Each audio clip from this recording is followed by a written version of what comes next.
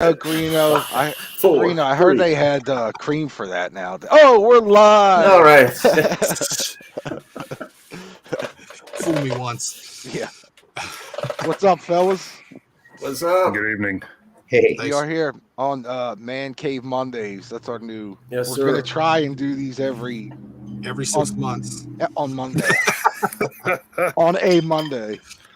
Now, I don't know if you guys saw the title before. Just today it said No, I didn't see it. Man Cave Mondays, but I figured we were talking. Greeno and Vance and I were talking about the kind of the state of record collecting right now. I thought it'd be fun. I thought it'd be fun to talk about and get all of us. I've been collecting forever, but we all kind of go about it different. Yeah. Everything from George working in a store to me never going into a store. You know what I mean? So, yeah, I just thought it'd be kind of interesting to see what everybody thinks is going on right now. All right. Well, let's get this started. Let's get this party started. you know what's funny is that bananas is the Monster beer. What's I got that? a Coke for I don't know. I used to call them midget Cokes, but that's not allowed. You know, That's it. The shouldn't little say ones. that anymore. But I don't want to call them little people Coke because that's Little people Coke. But what? From Guatemala Have you ever beer. seen these little ones? Yeah. Yeah. Oh, I've seen the little cans. Is that a little bottle? Yeah. I used to work with a reporter. He only bought those little guys, and I'm like, "Come on, dude! It's July in the South. It's like, hey, you want a Coke?" I'm like, "Yeah." There's like, "Oh, come on." It's like a perfect. Want to do a shot? Yeah, I exactly. hate those fucking things, Fill it man. with They really- gasoline. It's perfect, like a little grenade. You want to get your plastic for your money. Yeah. Yeah. Yeah. Yeah, exactly. It's bullshit, man. Seriously, those things piss me off. It offends me. Like if I'm at the store and I'm buying Cokes and I see those little fuckers before I see the ones I'm after, I'm like, Well, you know that they have the one. They have Do you like 1 throw liter. them off the shelf? Stupid. Do you Coke remember beer. when we were young? They had the Yeah. 1 liter bottles, and then they stopped doing it. They stopped doing it. Oh, I love a 1 liter. Sometimes I'll Well, now buy they're 1 liter back. of club soda just because it's a best deal going. Well, you I ever saw take the 1 1 liter liter. of eggnog? What's What's up, that? John? Hey, John. What's up, buddy? I like You the ever little take 1 cans. liter of eggnog? Mm. I haven't I done like- that since I was in high school. It's pretty intense. I don't I like the care little about it. cans because you can hold them and you feel like Andre the Giant. Like, Yep. going to the- Yep. And do you remember when we were kids, the styrofoam covered glass bottles of soda? Oh, you sit there and pick at them the Yeah. whole time you're Yep. drinking. Oh And yeah. then you could pull it off all in one sheet. Yeah. You remember that? The Feel fat it like boys. an apple. They were like, we call them fat boys, the fat boy bottles. Yeah. Fat boys are back. Yeah, with the Hey, styrofoam. so here's a question for everyone. What's the biggest animal that you think you could take in a fight? Ooh, unlimited. What are we saying? Bigfoot. I like really though. Okay, so like a big dog is probably gonna fuck you up. Yeah. I could take a dog, big dog. I've never what been afraid kind of dogs. You can take a mastiff. Ah, I mean, my parents have a German Shepherd, and I like could- I'd never been if I afraid of dogs, but I could see where he would mess me up. You know? That fucker, Yeah. he bites you once in the throat and you fucking bleed out, dude. Yeah, you can't do well, that. see, that's the thing. You can't. You got. But I've had medium dogs where I've had to pull them off my dog at the time. You Yeah? know, I don't know. Maybe like I don't even know. What I've kind never of done dog. that. I don't know, man. I'm thinking like for me, like maybe a raccoon, but even that feels a little optimistic. Oh, those I mean, guys if are you're nasty though. Yeah. You're going by claws. Like a big size. dog, I don't think I could take a big dog. I can speak a little to raccoons, but I can dude. definitely speak to possums, and that's once you poke one with a machete and it hisses at you. You Yeah. don't want anything to do with that. I promise you. Here's the key. Here's the key. If you ever get bit by a big dog, and the only reason I know this is because I've seen it happen when I was a kid. If you think you're really going to get attacked, you know, I know it's split-second decision and you're panicking, but let the dog grab your arm and then take its back and choke it out. Really, you know what I mean? Like that's the easiest way to get a dog off you is just choke them out. But you have to be willing to What's give up something. Yeah, but like if it Choke- grabs my arm choke from this them out. size, what am I gonna do? Like contort myself like Well, that's this? the thing. You got to know what you're, you got to know how. You got to practice. I mean, that's not something you just pull No, off. you know what I'm saying. But you got to you got to be willing to not panic so you can choke it out. Really. I don't know. But When I was a kid, I got bit by a wiener dog. Yeah. I mean, It jumped up and bit me right in the ass. I think I could take a wiener dog, but I'd probably be bleeding, you know. well, the most thing you're gonna feel is fear. So I mean, whatever you think you're gonna do is probably not gonna happen. So So what you're saying is like you should go for a bigger animal where you're more likely to get killed because you'll get more of like a dopamine hit or like an adrenaline hit. No, if it's And like it'll actually be like I'll have a better time counterintuitively just because you're fucking so drugged up on your own endorphins. Well, that's kind of what happened with the dogs. That's why I even stuck my hand in that dog fight, just because I was like, it was my dog, you know, I just grabbed it, picked it up. That's a good point. Threw it. right. What about a goat? Do you think you could take a goat in a fight? I think a goat would probably fuck Have you you ever up. heard my Yeah, goat story? Yeah, you ever have one of those suckers Wait. charge you, bang you? If you could get it from the rear, dude, you could choke anything out. You think you could choke a horse? I don't think you could choke a horse. Dude. I Choke think a horse. That's like a Give me southern enough colloquialism fucking time, right I'll there. choke a horse. He's big enough to choke a damn horse, I'm telling you. No, What about one of those little true bitties? story, dude. Me and my buddy were like 12 years old. We're walking through the woods doing, playing army, doing the shit 12-year-olds do. And we was like, hey, look, dude, there's a goat. And then like it saw us and they're like, we started moving and the goat would like follow us, like shadowing us. And then finally he kind of like looked at us and kind of bowed up and he reared up on his back legs like this and then just came running at us. And I turned like this and he just slammed me in the shoulder. And he was doing this repeatedly. We couldn't get away.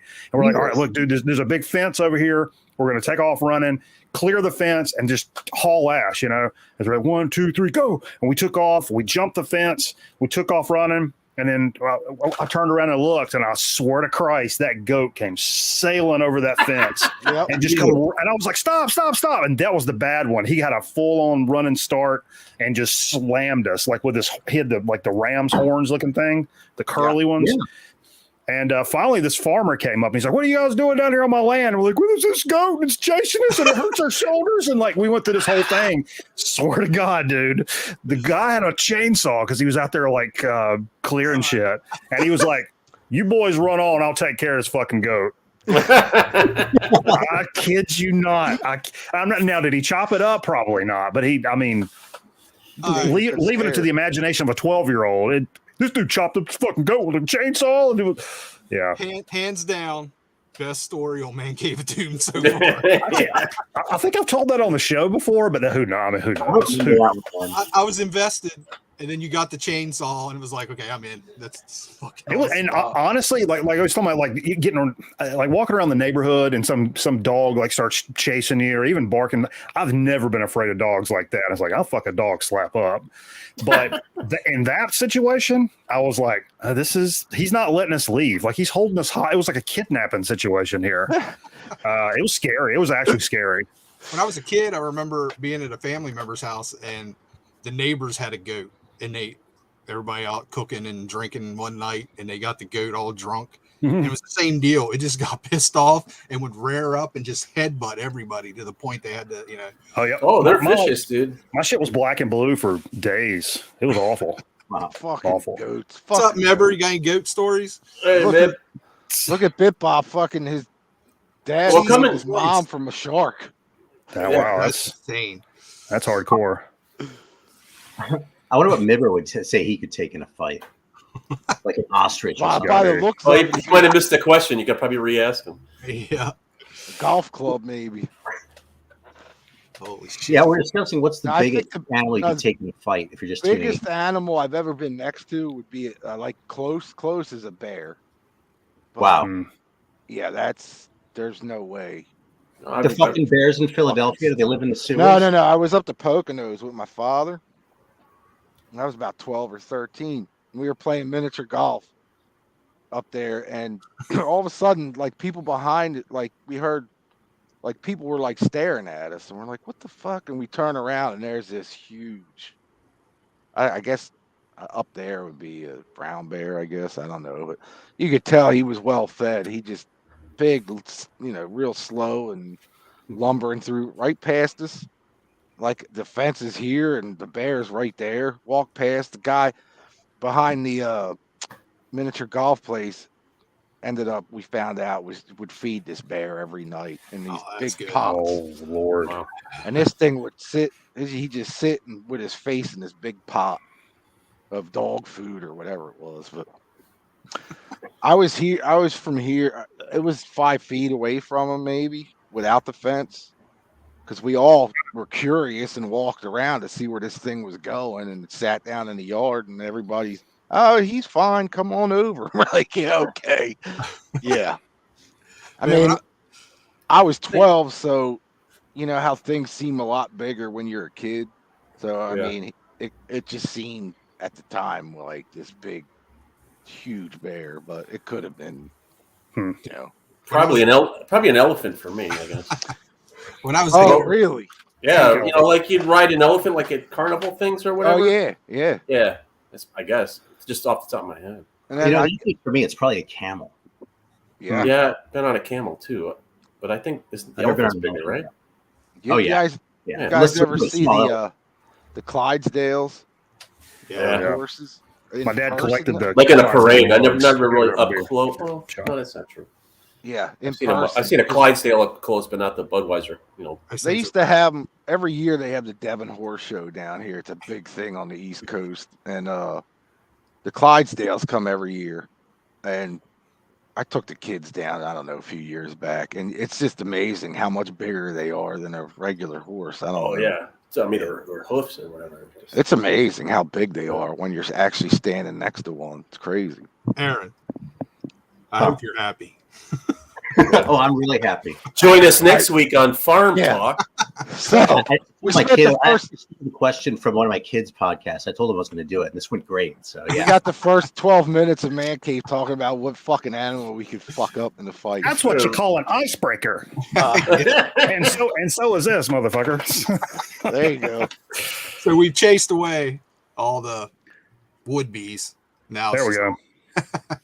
Yeah. All right, so tonight we're talking about just the state of collecting records. Yeah. But I figure before we get into that, you guys want to show some records? What you got, what you've been spinning? Yeah, actually, I got one I'm really kind of excited to show for this specific crowd. I'm going to jump in here if y'all don't mind and let's go for it. But since this is for this particular crowd here, okay, since we've known each other for kind of a long time at this point, and so you probably all remember my early days when I was had it in for shrapnel all the fucking time. Well, I've been playing this record a lot this week. There you go. Wild Dogs. Fucking yeah, hang on, I'm getting a lot of glare here. But yeah, this fucking Wild Dogs album.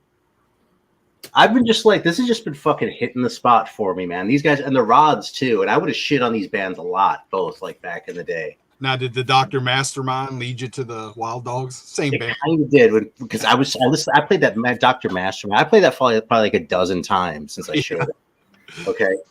And someone told me that there was a Wild Dogs connection. So I was like, oh, maybe I should give it another chance. So the first one I actually pulled out was a super warped copy, one of those that I got from oldies.com that was too fucked to play.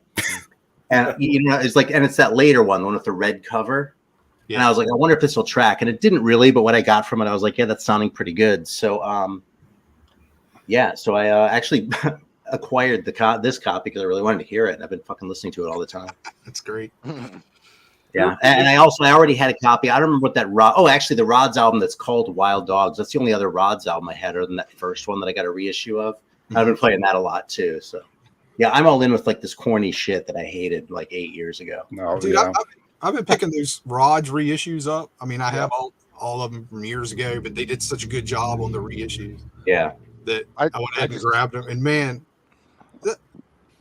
that band doesn't get enough love. I mean, that's everything I've been listening to. I've just been completely digging all over again because I don't think I've ever heard of those guys. It's not that special. It's just great hard rock. That's all it is. It's really hard rockish. I really dug that Spider record. Mm. I've just it's only been about half of what I've been listening to, but because I pulled some Manila Road out last night too, and that sounded great to me too. But I've kind of been coming back to this just sort of straight rock and roll vibe. You know what I mean? If they sound like AC/DC fans, that's what I want to be hearing. You know, fucking Wild Dogs deliver, man. So anyway, I thought y'all would get a kick out of that because there's history. You know? Oh, yeah. Well, speaking of rods, I picked these up this week. Dude, I don't want to see your rod. Whoop. Gross. Okay, right on. There you go. Yeah.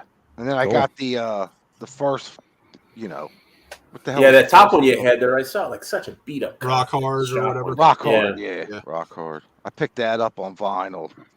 I don't have any yet, and I was excited to see one, but man, it was just trashed. I was like, damn it. Dude, Well, if you I get a chance to pick up any of those reissues, they're totally worth it. And Yeah. High Roller killed it, man. I mean, they just sound great. The packaging is freaking awesome. Well, that's why I picked up the CDs because I have all this shit on vinyl already. It's like, all right, I'm not, except for Rock Hard, I got that on disc and vinyl. But these two, and I'll probably order Let Them Eat Metal. Now, Mikey, you said you never heard of them. I don't think so. I just knew about them from these guys. It's from you guys.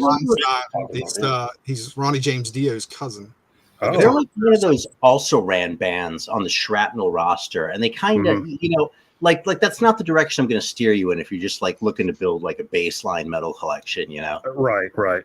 I wouldn't necessarily recommend this shit for you, Bananas. But if you see one of these for a couple bucks in the wild, it's totally worth it.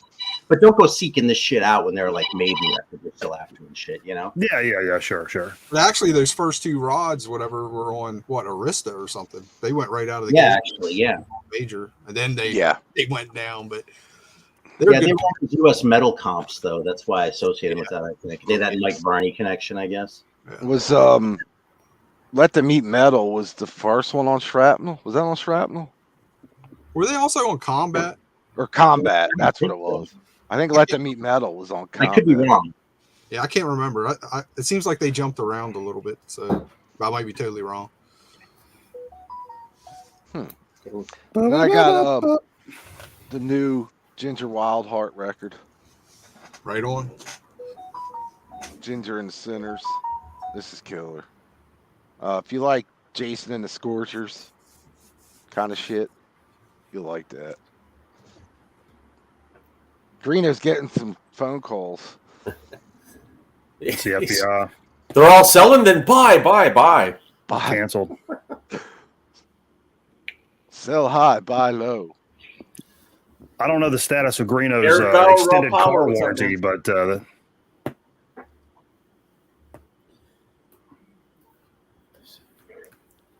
maybe it's the chip company calling back. Oh, dude. Some of them actually called back. Really?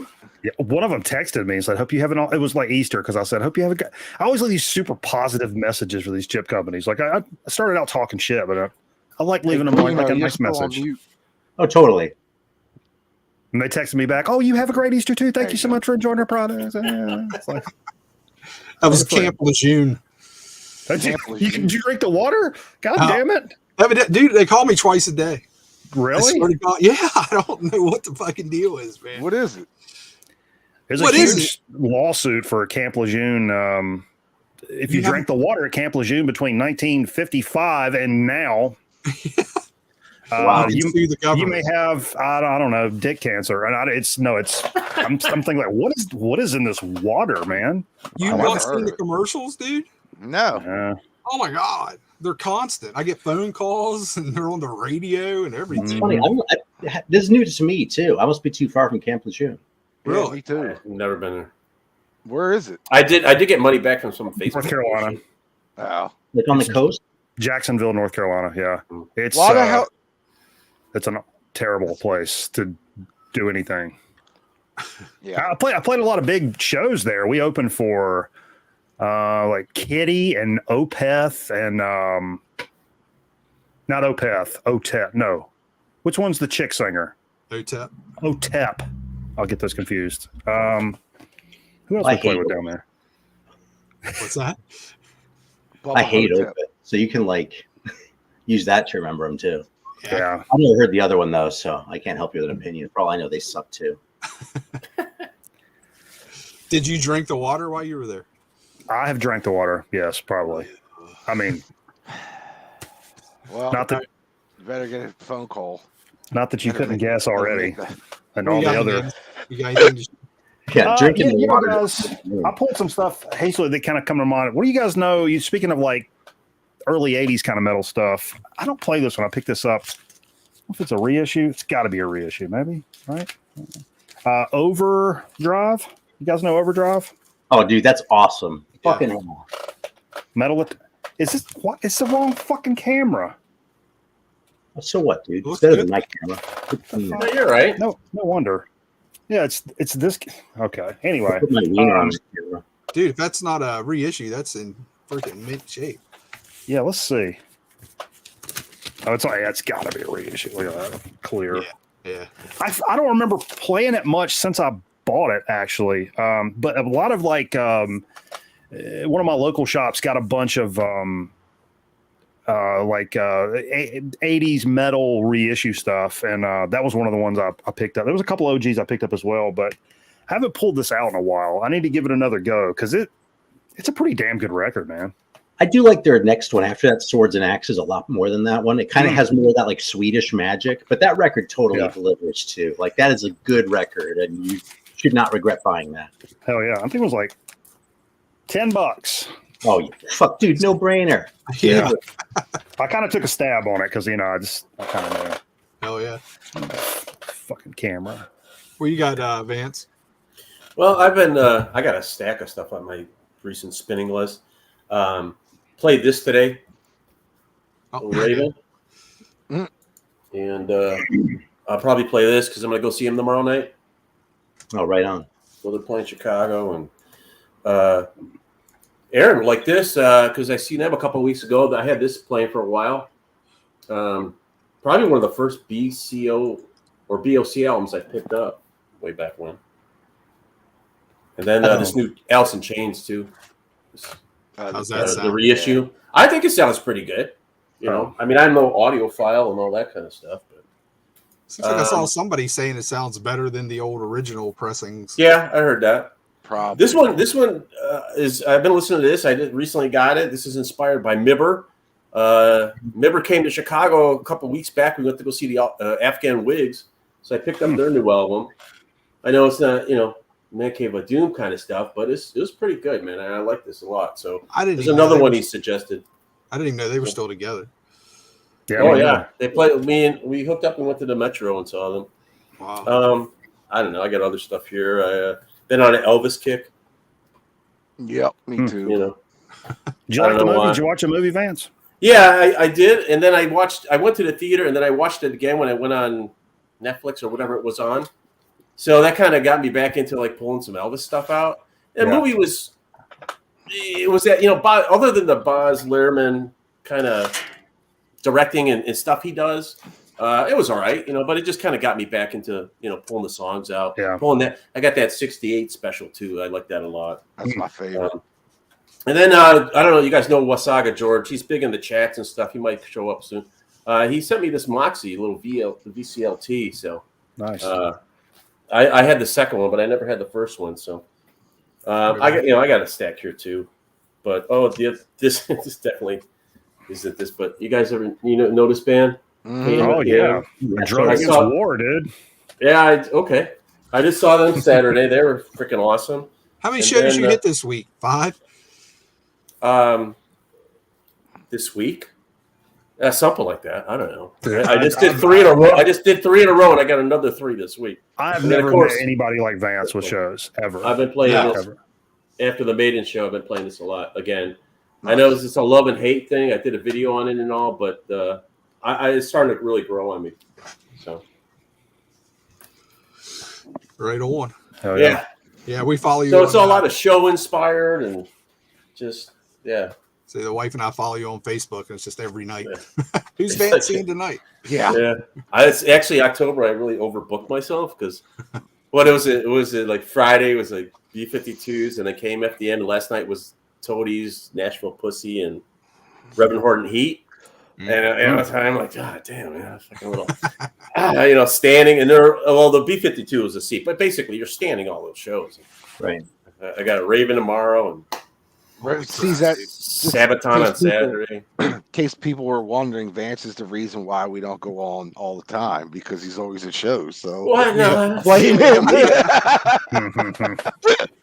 We got to fit the shows in around his schedule. I might as well get him in. I mean, I don't got nothing going on. So I picked up a couple things this week. Just got this dude in. It's pretty killer stuff. Oh, wow. Power. It's the first demo from both bands. So you got Anthrax from 82 and Power in Black from Overkill 83. And how's it sound? It sounds fucking great, man. I mean, you got with just a little bit of EQ adjusting, a little bit of bass or whatever. Sounds great. It's super happy to get those, man. And wow, I'd never heard the Anthrax. I never heard either, really. The Anthrax have, is like you wouldn't even know it was Anthrax. It's not the thrashy sounding. And I mean, it's Neil Turbin, Scott Ian, and Dan Lilker, and then you have a dude Greg Walls playing lead and Greg D'Angelo on drums. Yeah, Which that dude's name sounds familiar, but I don't White know. Line. Is it? Yeah. Okay. Yeah. And then the Overkill is the classic, original 4. So, I have the Overkill Pound Black demo. really? That's Yeah. cool. I haven't spun this one yet, but also got this one in. It's Violence, Laz Rocket, and Scepter, which that I don't another know boot? at all. Yeah. Oh yeah. Aaron, have you heard of Scepter? It's a demo from '83. I've seen Scepter on something. There's a record label called Scepter. Maybe I'm Who's thinking who's the band members? Reno and Scepter. They have them. There are a couple bands called Scepter that I'm aware of, but I don't think either it's that one. There's this really bad Jesus band that I'm thinking of. I don't recognize any of That's the not names, it, though. The logo's too different. but I don't know. Hopefully, this one sounds as good as Overkill and Anthrax, but cool covers. And what else? I got this. I forgot to grab the other one, but Italian. No, right on. Have you heard this, Aaron? No, actually. I've never had that one. Isn't it like 89? Yeah, it's pretty good. It's just like UK power metal. It's not really thrashy or anything, but Every time I've cool. seen that thing on a list or whatever, it always costs a little more than what I want to spend. And it's gotten more expensive over time, and I've gotten more willing to pay more for it, but it's like stayed ahead of me. So that's why I never have had that record. well, I mean, this is just Cult Metal Classic. Just got reissued, so I went ahead and grabbed it. And then I grabbed another band. Fuck, I can't remember the name, but it's these dudes. Yeah, like They did- Trojan, I think maybe. Yeah, that's it, Trojan. I haven't checked that one. I didn't even realize until after I picked up both of them, and then was reading the stuff on this one. It's like, There well, you fuck, go. that other band is the same Wasn't- dudes. They just changed. Wasn't there a their names. Trojan on oldies.com, Aaron? They're like really cheap. No, I'm thinking of Triton, but not the Christian Triton. Oh, yeah. Like, or Titan, Tyton, with that guy with the handle. Yeah, Yeah. That's what it is. That's what it is. Yeah. I got that too. that's not a bad record, but it's not really. No, but Yeah. whatever they had it for, I was like, I'll throw it in there. Another Metallica boot. I've had this for a while, just getting around the spinning. What year is that from? 84. It's Paris. Sounds pretty good. But I've like I slowed said, down on the boots, man. I have too, dude. I probably picked this up a year ago. I'm just now getting around to Uh-oh. We what's lost up with George. George. I guess, yeah, it says we're still alive. Oh, we're still alive, yeah. He kicked himself out with the dog. I was checking this out. I haven't played this forever. And this was a complete one with everything in it. Oh, Poster really? and all that, yeah. I don't have that. I mean, I have that, but not with the posters and shit, man. It drives me crazy. That's my favorite of the solo albums. Yeah, I like that one. And believe it or not, I like the Peter Criss one. Do you really? Yeah, Really? most people hate that one. I just- That's usually like a joke, but yeah, I like it. yeah. It's like old rock and roll, which he's an older Yeah. dude in the band. Yeah. to oh begin yeah, isn't with. it like it's like a doo-wop record, isn't it? Actually, it's no, got I a little I bit would- of feel. I would probably put. I'd probably put Stanley's last. Yeah, I was Right. never a big fan of He's like, either Gene or Gene's has grown on me, but Paul's never hit me at all, really. no, it's like show tunes almost. Yeah. Aces Anything was else, the Aaron? best. Oh, yeah, I have a few more things here. Are we going to go around? I don't know. Yeah, man. Go for it. All right.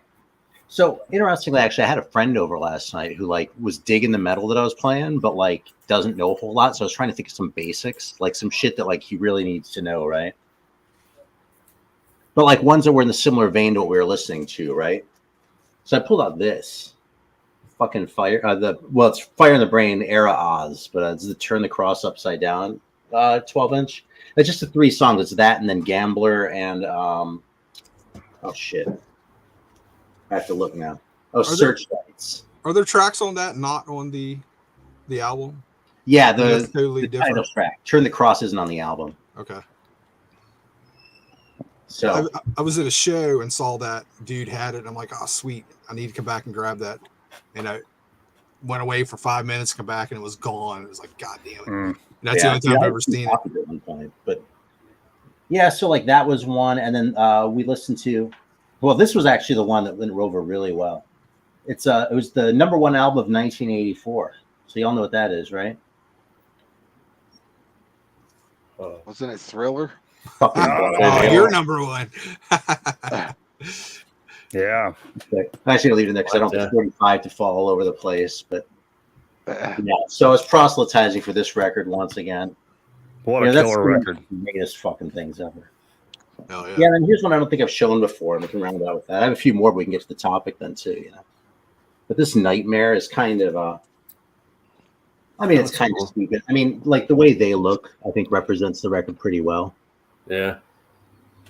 Still, that looks cool. Yeah, but it's fucking cool. Yeah, totally, man. Stupid little instrumental. We're on the road again, just right off. It's kind of a banger. Yeah, it's a cool record. It's not the heaviest thing ever. It's not the best thing ever. But I mean, when do you not feel like pulling out a record with that cover and listening to it? Yeah. You know, it just belongs here. Oh, yeah. How about you, Bananas? You got anything else? Let's see. I saved a couple for the topic, but I didn't pick that. So VCL2 from our pal Shane Rocky, the new Chats record. I don't know, not everybody's punk rock here, but I've been wanting that, but it's so fucking expensive, dude. I know, right? Homie just went out of his way and sent this thing. It was a fucking maniac. Now, but, is that an Australian press? I take it. Is that the reason why it's so ridiculously expensive? But they did an American one, and this is I've went on this rant before because I know the earlier ones. They're for those of you who don't know, they're a New Zealand band, and a lot of their stuff is released out of Australia. So obviously the records are fucking expensive.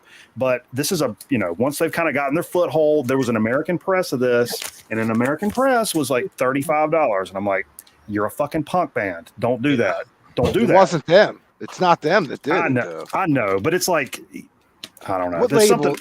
What label is that on? I can't see. I don't have my readers. I'm just curious. Is it on a major label? No, I don't think it's not a major label. But okay, I just can't. I can't understand the reason why the price on that is so ridiculously high. Ironically enough, man, fuck these guys. Bargain Bin Records. Like, seriously? God. Bargain Bin Records. This is, I mean, look at this wax. I'm not normally like a, look at this colored guy, but that's pretty cool. No, yeah, some are cool. The color's cool. It's fucking cool. I don't care what anyone says. You know what I mean? Cool band. I'm not generally inclined to go out of my way for colored vinyl either. I'm kind of ripping on green a little bit here. But if a record looks like that, I'll pay an extra $1 for it.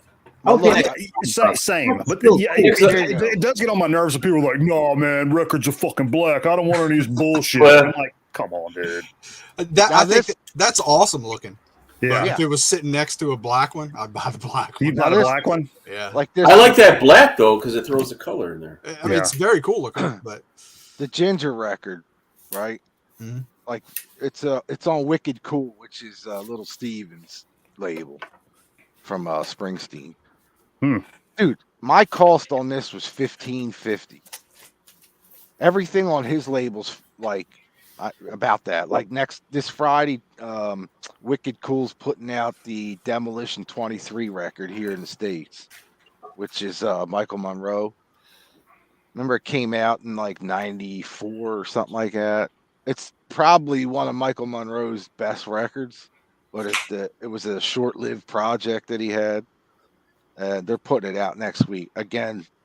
$15, I think. See, that's what I don't understand. I got a local shop that has a bunch of like modern. Sorry, I keep looking at the wrong camera because this one's not working. It's pissing me off. A lot of modern like punk reissues and stuff, and they're always around the $20 mark. Some of them a little less. And so if they can do that, I'm like, why the fuck can you guys not do this and charge? I understand like there's a lot of dynamics that I don't understand, but between the label and the distributor and all that stuff. But if I'm a punk band and I'm putting my name on something, I'm not putting it on a $35 record and charging kids that. I'm just not going to do it. I think we're at the point where we need to jump into the topic because this kind of goes into the topic big time, I think. Yeah, I mean, that's what leads. Go ahead, Greeno. Well, I mean, basically we're talking about the state of collecting. So I think starting out, I jotted down like 4 or 5 questions here, but starting out, just what do you think the general state is? I mean, is record collecting in a good area right now? Is it still taking off, petering out? What's going on? Yeah, what are your feelings on it? And I think this is a good group to do it because we kind of mentioned earlier, we got, George works in a record shop, and we got Vance who's out digging all the time, and same with Bananas. And I think Aaron's probably half and half, digging and ordering online, I guess. I'm not sure, but I'm totally online now. So it's kind of, we got like a good bag here, a good mix. Mm-hmm. So, I mean, like, Vance, what do you think? Like, as you're out, I kind of think it's almost about to jump the shark in a way. So, I mean, I don't know how many times I've ordered something and it's either, kind of warped or something's, seam split or whatever. So, the ordering thing is I'm kind of like pulling back and just going to go try find it in my shop so I can actually see it and look at it and say, okay, it doesn't look like it has anything screwed up with it, right? I think I'm kind of, even though I just kind of showed a reissue on that chains, kind of pulling back from that too and picking up some of the reissues too. I still kind of want that OG one. So I mean, maybe it isn't full. Maybe that's just my kind of feel for it, where it's like I got a lot here that I need to listen to and get into. So am I running out trying to get the new thing? There's a lot of new releases that were coming out. That's big hype in the VC, I guess.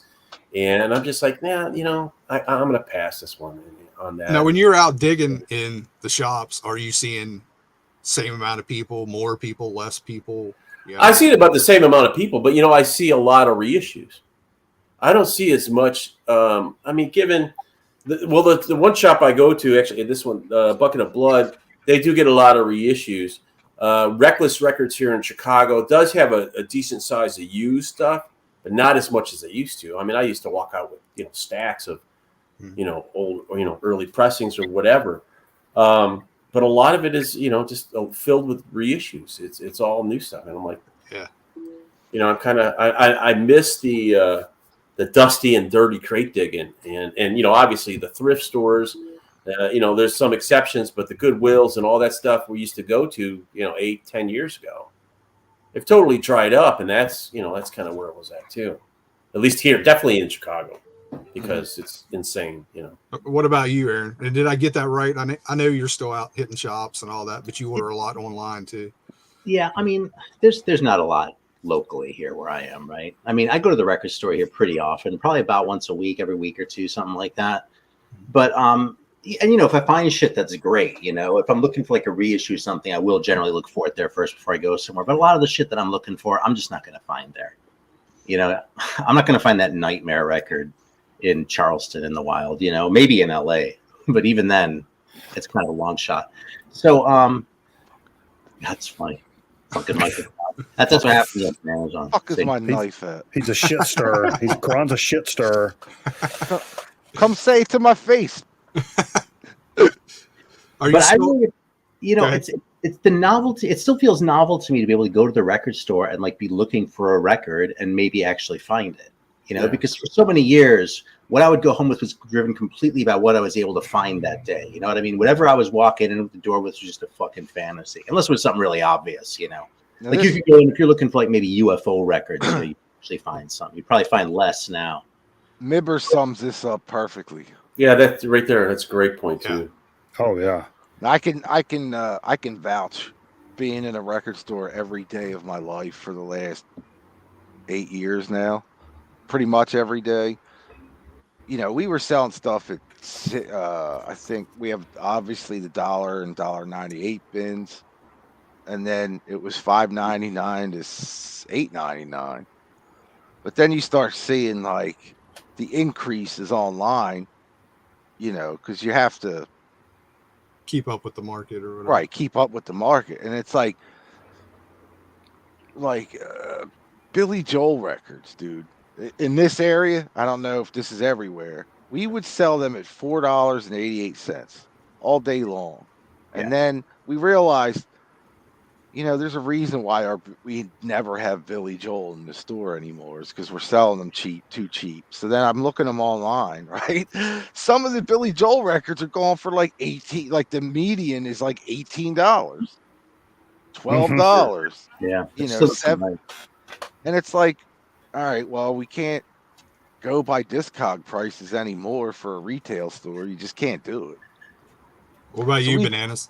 I mean, yeah, I was just thinking of what George was saying. How many dollar records of like Fleetwood Mac Rumors did we see fucking 10 years ago? Dude, you can't trip over them. Right. Yeah. And the cheapest we sell Fleetwood Mac Rumors is probably $12. I was going to say now it's 12 to probably 20. Different. If it's mint, mint, I can put $24 on it all day long. And the kids, I think the newer generation, that was kind of going to be my first point. The newer generation of the younger kids that have gotten into records, it's kind of a double-edged sword, because on one hand, I'm really happy that somebody else enjoys the stuff that I'm so passionate about, and it's so cool to pass stuff on, and seeing kids learn about bands that you learned about and stuff like that. There was another part of me. It was a lot fucking cooler when it was just hip hop DJs and weird ass old dudes buying records. Mm-hmm. Yeah. There's a part of me that wishes it was just like that, but I think that's being kind of nearsighted, because I think it is important to pass this shit on and not be the fucking curmudgeon old guy that's, get off my lawn. Records are for cool people. Get out of here.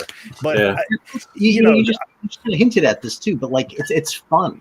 You know what I mean? To see like other people get into this kind of shit. Why would I? It is myself. Or like, are you somebody that's younger that may love Led Zeppelin, and they may love like something like that, and be like, hey, you ever heard Uriah Heep? And they're like, no. And I'm like, oh, okay, all right. And you get ready to blow their fucking mind because they've never heard it before. Yeah, that's really cool. That's the cool part. But then when you say, "Oh yeah, pick this up," and they're paying $18 for a Uriah Heep album, exactly. Like, if only a couple of years ago you could have got that for $1. Yeah. Dude, how much are you getting out of that fucking record? You know what I mean? Have you got $18 worth of enjoyment out of my fucking copy of Look at Yourself all day long? I'm sure I didn't pay more than $4 for it. Yeah, right. I've gotten $400 worth of enjoyment out of that thing. You know what I mean? It's like, on the one hand, it'd be nice if we get the shit cheaper, but it's better that it be available at all. True. Rather than, because that's what we're really talking about, is either shit not being available at all or having what we have right now, because that's kind of the median we found with the shit. This is definitely a interested in records after not being it for a long time. Like the whole thing is kind of a miracle in a way. I was also thinking about this. Is there another technology, another medium, another anything to where people have reverted back to the old thing, not for nostalgia or collectivism, whatever the fuck you would call it, but like I would say vinyl is now the preferred physical media for most people. Take streaming out of the equation, because that's obviously going to be number one right now. But like, I don't remember any time where you're like, you know what? Fucking electric can opener. I like the old school one. That's a better product. We're going to go back to that from now on. I don't think I was trying to think of that this morning. I can't think of another instance to where people have reverted back to a quote unquote dead format or a dead product, and just it literally has come back and taken over, at least for physical media. And maybe it's kitschy and it's hip and whatever, but what CDs are kind of doing that, but it's not getting the attention like vinyl does. You see fucking news articles and stuff on TV. Oh, the resurgence and stuff. Yeah, well, they tried that with cassettes too, and I mean, Well, but what you guys are saying is what pushed me out of the shops. Mm-hmm. I mean, the prices, and just you can't find anything. You know what I mean? And then if something shows up like generic, a Dawkins record, I started seeing them for $18, $20, and I'm like, are you fucking kidding me? No, man? And if something cool shows up, like whatever, an old Venom or then you're talking 30, 40, $50 or whatever. You're talking like, more. Yeah, I'm out, man. I got a copy of Black Friday in. Huh? You had copy records. Sorry. Yeah, but I'm just saying, it's like if anything did show up that I didn't have, it was just like I can't. Justify these prices, man. Yeah, it's crazy. Right. Yeah, like when we did that record show, you were up here, Christ, 11, 12 years, no, 10 years, 9 years ago. Yeah. Remember, we bought all those records off of your buddy. Yeah. Dave or whatever his name was. Yeah. And even then it was like $10 for this. And me and you were like, yeah, $10, that's a little high. Yeah. Like now, Yeah. 10 years later, you're like, $10, shit, I should have bought it. Well, Dude, I collected for like 3 years before I spent over $10 on a record. You've Oh, been yeah. interesting to watch lately, Bananas, because you and Zeke the Vinyl Geek kind of reminded me of each other when, as you were starting out, it was like, Mhm. man, if you're paying more than a quarter, you're getting fucking ripped off. Yeah. You know what I mean? Yeah. And Zeke just went crazy. And Yeah. I see you kind of stepping up now. With, and you even bought vinyl bags or whatever, sleeves to put it. First time in my life. First time in my life I bought sleeves, man. Records are fucking destroying. What are y'all talking about? No, It's but official. I think you can only nice. I think you can only do the cheap stuff for so long until you kind of end up jumping in. I'll put a little bit of a finer point on it because like Bananas, like what he's been doing is he like was doing all cheap shit, right? But now he just has too many records, right? Because you get to a point where you've consumed too many, and you just can't do that anymore. You're not on that too. So like he's like fighting against these impulses, like the cheap impulses, like not wanting to spend more money than that. But he can't do that unless he gives up records. He's stuck, and he's not going to give up records because he's in too deep at this point. So like there's this anguish that's been like happening there, and it's been kind of entertaining to watch. That's why it was nice. Like this past week, and a new video we just posted to the channel. Everybody go check it out. But when this show's over, of course. But no, me and Steve went to one of our honey holes. It's actually one we dug in person with Chris from Dixieland Farm, and it's one of our little. Don't you tell anybody about this place. One of those places, and. I bought a nice stack of 45, some like early rock and roll 45 stuff. And I love that shit, borderline rockabilly, borderline country. It's right in that. I've really been digging that stuff lately. And, stack of 45s. I got 13 of them. Well, that's only that much space. And I'm like, okay, I think I may have found my new thing.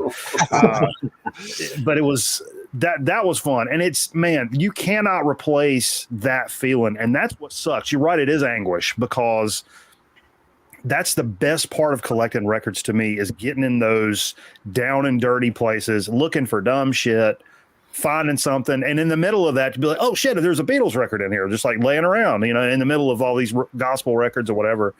And that's the best part about collecting records to me. And so, yeah, there's holes now and it's a reissue market nowadays. It's 100% driven by reissues, and that's good and bad.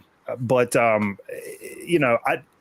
longer I go, because I'll be like, okay, dude, I'd rather spend $50 on 2 records or even 1 record or whatever to fill a gap in my collection, rather than going and spending the same amount of money and getting a stack of records that these are pretty cool. Well, I don't have room for that to be pretty cool nowadays. So I'm trying to do that, but it's it's tough because I do have those. They're instincts. They're absolute vinyl instincts. Well, I think eventually your collection, if you can do it long enough, gets so big that you're like, okay, it's quality now. And I've never purged. I know that's what I need to do. What I call the baloney stack. I have a baloney stack down here of stuff that nobody on this panel or in this chat would ever listen to in their goddamn mind. Like you just wouldn't. Ed Ames. Yeah, I got several Ed Ames records down here. Why? I don't know, because I bought them at Goodwill a few years ago and I started, and I can't turn shit loose. I need to just box all that stuff up and just get rid of it. I know that, but there's something in my brain that's like, that's your record. You bought it. It's yours. Mine. That it's tough, but eventually I'm going to have to do that, or else I'm not going to have room for the cool shit that I do want. I think an important criterion for a baloney stack is that when you flip through it, it should make you smile. Like if you never play anything in there, well, that's why it's in the baloney stack. But if you don't kind of smile when you're going through it, then you just need to then it's not a baloney stack anymore. Then it's just bullshit. And that's where, because I do remember when we first started, there was a lot of time we didn't have large collections at all, and it was all stuff like that. Now we had a couple of like classic rock bangers and stuff, but it was a lot of nonsense. And me and Cameron would get just slap fucked up on like a Saturday night and be like, oh, put on that, dude. That's gonna be so fucking terrible. And we'd put it on and laugh our ass off because it's so stupid. And I miss those times Now it's like, I got this super nice, pristine pressing, and it's like everything's so analytical, and there's when it comes to collecting records and even enjoying the medium, it becomes very mathematical and calculated, and I fucking hate that shit, man. Well, Instead of just enjoying a rock and roll record and kicking your feet up. Here you go. Question number 2, and that's a great place to jump on it. Is you got like 2 ways to go about this. I think it's either a hobby or it's a collection with value in mind. You know what I mean? Like I always try to stick on the hobby side. If stuff ends up being worth money, that's great. Yeah. And if I'm selling it, still sitting on the shelves, whatever. But I think a lot of people have come in because of the money part. Absolutely. Of it. Oh And yeah. I think that's part of going to be part of the death of it too. I mean, look back at everything that took off, from stupid shit like Beanie Babies all the way to comics and baseball cards and all that. Eventually, once the people come in try and making money off of it, it just crashes. And I think it's eventually going to happen. Probably. A good example is that how many times have you seen people put up videos saying, "Oh, this is my most expensive top 5 records" or whatever. Yeah. Hey George, That's- Laz just texted me. Mm-hmm. I sent him the link. He wanted to jump in. Oh, is he here? I don't know. Oh, yep, he's here. Hold on one sec. There you go. What's up, brother? What's up, Liz? What's going on? All right, man. We're already into this about the state of collecting. Yeah, someone said we're going to be talking about collecting records or some stupid shit. Just jump in and hold on. Here we go. But I got a counterpoint to what you were saying, Greeno. So make sure you don't. I don't want to. Go for it, dude. Well, I just think I do think there are more people in it who are in it like to make money, but there have always been people who are in it to make money, right? We called them record dealers, and we got lists from them. You know what I mean? Yeah, but I think you had dealers doing that, but now I think you have collectors. Yeah. Now that everybody that comes in that everybody don't wants know to flip stuff, buy stuff and flip it on a record store day, is turning around and flipping it somewhere because we never see them at any other part of the year. Yeah. But we figure out who those people are. You know what I mean? If you stay with it, you kind of figure out your way to navigate around it. And I think there's definitely more of that now, but there are more people buying records. So of course there's more. You know what I mean? If it's like 5, 10, 20% even of how many people are collecting records, it's going to go up with, maybe it goes up a little more than that rather than just geometrically. But it seems like that just sort of comes with the turf. You know what I mean? And some of these places like, Deep Discount or Amazon are kind of like bottom feeders as this kind of shit goes. But whatever. Once you get to the point where you know what you're looking at and you kind of know what you're doing, you learn to work your way around that shit. Yeah, but so I don't like it, but I think it's it's definitely not ruining anything for me. But don't those people kind of drive the prices though? Yeah, I'm constantly flipping and prices keep going up and all that. Especially online, the online price. To some degree, and I will say that as far as like what's happened with the prices lately, especially like on like the Fleetwood Mac shit and that sort of thing, I think it's kind of unsustainable. I think it's going to balance out. But it will. I don't know, but a couple of years ago, I would have said, yeah, this is a fad, but it's kind of hung on for long enough that now I sort of wonder if shit's going to find an equilibrium at some point.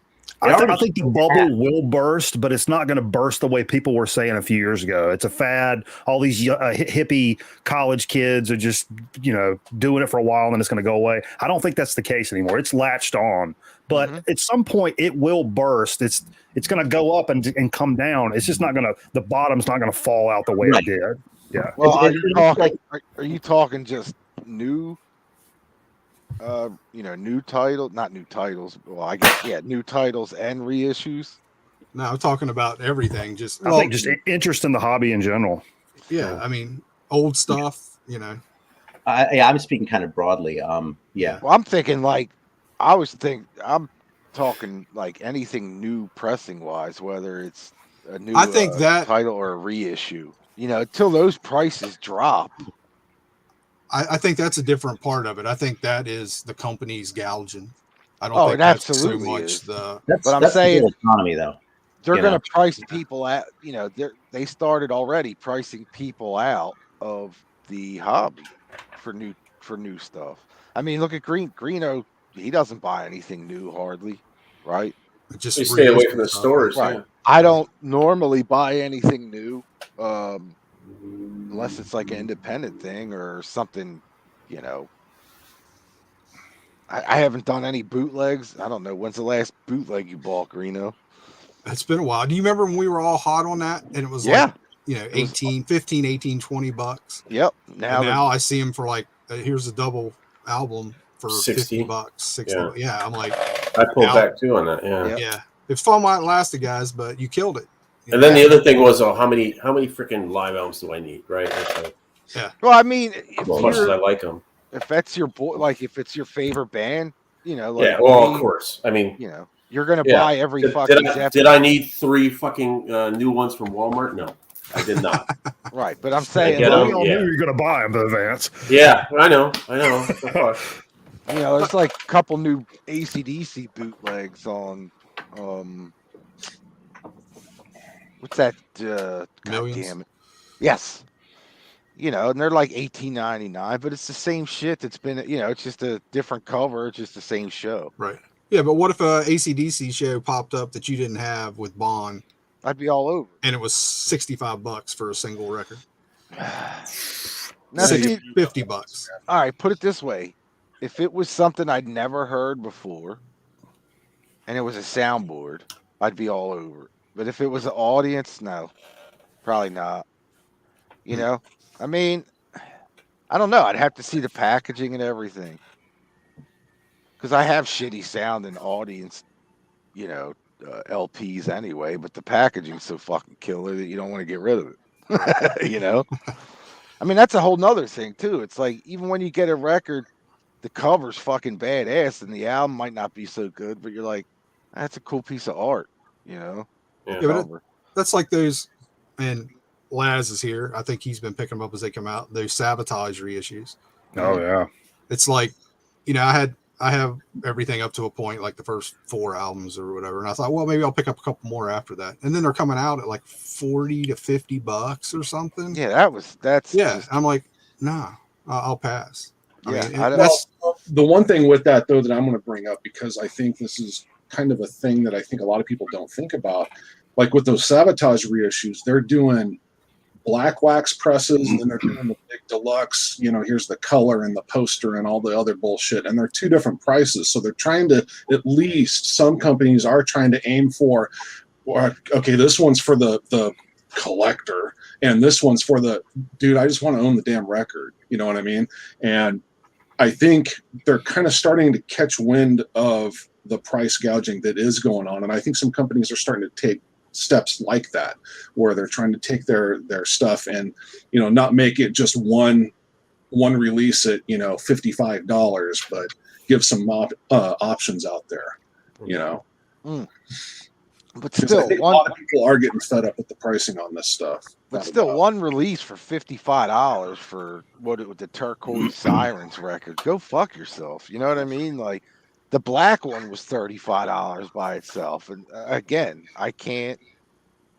That's ridiculous. Hey, I hate to say it, but part of the problem here is, though, what's that? Is that we're having this conversation, right? But I know there are a few guys here in the present company who are the sorts who will who already have the record, will keep that record, but then will also buy the new reissue. Yeah. So there's this sort of creeping thing where, like, there's plenty of records out there, but a lot of them are being hoarded by a few of the same people. Well, you're talking about original pressings, though. No, I'm talking about across the board. Okay, so like Sabotage, right? There's an original pressing. Okay, then I keep that. Then there's a reissue. I keep that. Then there's a new deluxe reissue with a bonus EP. I buy a copy of that, and I keep all the previous ones, right? Like, all these Sabotage records are now out in the world, but they're sort of being hoarded, and that creates an incentive to keep, like, pushing the envelope with the price when you do a new reissue, because you have a certain contingent of people who are going to buy it because they want the record because they're new, and you have a bunch of people who already have it who are still willing to buy another copy of it. Yeah, especially if it's like their favorite band or something like that. Now, seriously, man, far be it from me to like shit on anything that makes anybody else happy. Okay, I mean, I talk a lot of shit, but if you enjoy collecting that way, but that's fine. You know what I mean? But that's part of why I'm a little bit. I wouldn't say I'm militant about it, but if I have a record, I really try to stick to the idea of, okay, I fucking have it. I don't care what they do with a new version of it, and I'll make exceptions like that Yabby You one I showed a while back. And if it's something I really, really love that's hard to find, like that Messiah record, okay. But like, I'm not going to pay more than $40 for a fucking Sabotage record. because there are just too many of them out in the world. I can't justify that. That's like when you start going up like over $50, I expect it to be like a small run that's been out of print for a while and not something that, just came out a year or two ago as a reissue. And there's certain rabid fan bases that they good and goddamn know good and well that you're going to go out and buy and you'll spend it. That last Iron Maiden record, I mean, I think it's a killer record, but that thing was priced at like, I still don't get it. I don't understand it. I don't understand why it was so high. And they knew it was going to sell anyway, because if you're a fucking Maiden fan, you're a Maiden fan and you're buying it. We got ours for what, 18? Oh, that was a total snafu, though. Yeah, I remember that. Yeah. I try to be aware of ways where I might be exacerbating the same problems I'm unhappy about. That's kind of the point. So I'll leave it there. Sorry, but it's gone. No. That's but yeah, there are some times where I just don't. At least as much as I'm not the the audiophile guy and the new what are the UHQR whatever the fuck all that shit is. At least I understand that to mean, even though I'm an idiot and can't figure it out, that it's a really high quality version of a record. You can kind of, you're getting what you pay for. Some of these other just like metal reissues, it's a nice package, it's a nice thick piece of wax and all this stuff, but I'm like, is this sound better than the $25 reissue, or is it just is it the packaging thing, or I don't know. At least tell me what I'm getting for the bang for the buck there. But a prime example, this is my biggest conundrum when it comes to modern collecting. Like we said, it's all about a reissue market, right? And so I'd put a record in my Amazon cart. Totally forgot about it. I'm watching one of Mel Theologian's videos, and he brings it up. And I'm like, shit, that was in my cart, and I never ordered it. I pussed out for whatever reason. So I went back to my cart. Boom, there it is. Griffin. Flight of the Griffin, 1984, I think. And it's something I'd streamed a lot. And I'm like, I really dig this record. And as soon as I was in the middle of his video and paused it, went to Amazon. This sumbitch was $14.99. I got Amazon Prime, free next day shipping. This was literally at my doorstep the next day for $15.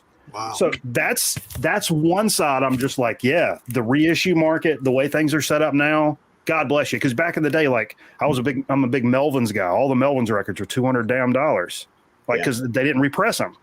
But I will say, there's a couple of records, like when I first started collecting Black Sabbath's Volume 4, Black Sabbath's Masters Reality. Like I refuse to just go online and buy reissues. It took me 4 years for it to just pop up in my local store, and ended up paying like $8 or $10.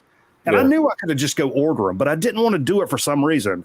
And I walked in there one day, and I'm just like bullshitting with the owner, and I flipped through the records, and they were both there. And I lost my shit. That's one of my favorite moments of my entire life collecting records. And so as much as it sucked to wait 4 years, and as cool as it was to have this at your door the next day for $15, I keep trying to weigh this. Was the good old days better, and having that organic experience where you find something? Yes. You think that's better? And I'm not saying doing it the way I'm doing it online only is the way to do it, because there's nothing better than being out digging and totally out of the blue come across something that you've been wanting, and just like you can feel it. You know what I mean? When you pick that out, it's a rush, man. Have you ever been driving down the street and something tells you, like, I haven't stopped there for a while. I need to stop there. Like something just tells you you need to stop. You go in and you score something, you're like, oh my God. That's here. It's like something told me to stop there. I drive past there every freaking day, but this one day it told me to stop there, and that's when you scored something. Yeah. But the other 10 times you stopped, you didn't get anything. That happened to me with Jason. Or you got stuff like, do I really need this? Yeah, Jason and the Scorchers Thunder and Lightning album, or Thunder and Fire album. It was like their last major label record. No, the second to last. And it was like one of those ones that you just don't see it. And I was like, went out digging about 10 years ago, and I'm like, I got a good feeling I'm gonna find this record today. The first store I was in, Jason the Scorcher section. There it was. It was like, that's weird. I haven't seen it since. That's all. Like when I was out digging all the time, people were like, "Well, what are you looking for?" And it's like, well, of course, there's stuff you want to add to your collection and all that. But I never had a list or anything. It was like, just No. let the records come to me, dude. Yeah, I go out and I look and see what I can find. It's Well, that was that's the childhood in us. Seeing an Yeah. album cover, you just didn't know what much about it, but Yeah. it looked cool, and they got long hair. Let's try it. And like what you were saying earlier, like, is it a collecting thing? Is it a money thing? For me, that's the really cool thing about collecting records. It ticks so many boxes for me because I've loved music my entire life, played music my entire life, and then I'm also like collector by nature. I collect. This room looks like Sanford inside. I mean, I collect everything. I've always been like that. So, and then at the same time, when you're doing things that you love and you've got it, and you're like, yo, that one's worth $50. You're like, for real? Right. So, I mean, even though I'm not doing it for that, it's a very baseball card thing. It's like it's a grown up baseball card hobby that you can actually put on the record player and enjoy. Yep. Rather than just look at it and like, look, it's Don Mattingly. Yeah. It ticks all those boxes for me, like that collector itch. And then come to find out, what I didn't realize until I put all my shit in Discogs or whatever, and then I've only got, that's not true. I've got like 500 of the entire collection in Discog, but it's like, oh, the mean value is this, and I'm like, oh shit. Well, if I put all my stuff in here, like, we can retire. No, but but it's a side effect. If the bottom falls out, you're still going to have your records, right? And you're still going to be looking for records. Yeah, I think that's if you're enjoying your records. That's what's important. Right. Yeah. That's what they're there for. I think that's important. That's why I said it's like everything for me. It's everything. Who all's married here? Yeah. I'm close. Half of us. Okay, all right. It's close. So Was kind of along this line, have you guys ever had this? I've gone to my wife so many times, and said, "Oh my God, honey, look what I just found out. This record's worth $185. I never would have thought, And she tells me, "Oh, are you going to sell it?" sell it. I'm like, "No." She's like, "Then what the fuck are you telling me for?" Yeah. And I've I'm had like, that. I thought it was good. Yeah, okay. Never mind. She's like, well, why don't you sell it so we can take me out to dinner? Yeah, I've actually heard that. But she's got a point. She's got a point. No, she does. Yeah, my wife's the same way. And look and go, that's so fucking what, Mine's the same way. It's just like she knows what I have, in case anything happens. And it's just like I'll get to a point where I'm like, all right, I need some cash, so we're gonna go on vacation next year. So I'll sell like 3 boxes worth of shit, and that's our vacation. I don't have any problem with getting rid of stuff now.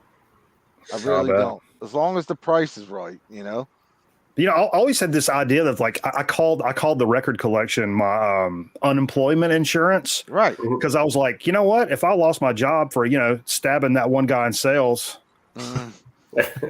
anyway, but I could slowly over like a year or whatever I could sell my entire collection and like live off of it, and then guess what? You could start the whole thing over again. Yeah. Which that would suck. But there's a part of me that's just like, whoa, that would be. I know. No, there's actually some good points about that. Let me tell you, because I had to rebuild basically 80% of my collection. Wow.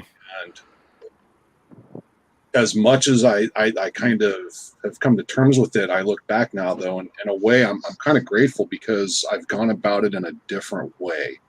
I'm much more quality over quantity now, I guess. I can tell that in your videos, actually. Yeah. Mm-hmm. Yeah, I would rather have 4 really, really cool, unique, different copies of Merciful Fate Melissa than 1 okay copy of Melissa and the entire BTO catalog. You know what I mean? Yeah. What am I going to get more enjoyment out of, really? Totally. So I've just been much more selective. My favorite bands, and I focus on them. And I've grown them drastically over like what I used to have.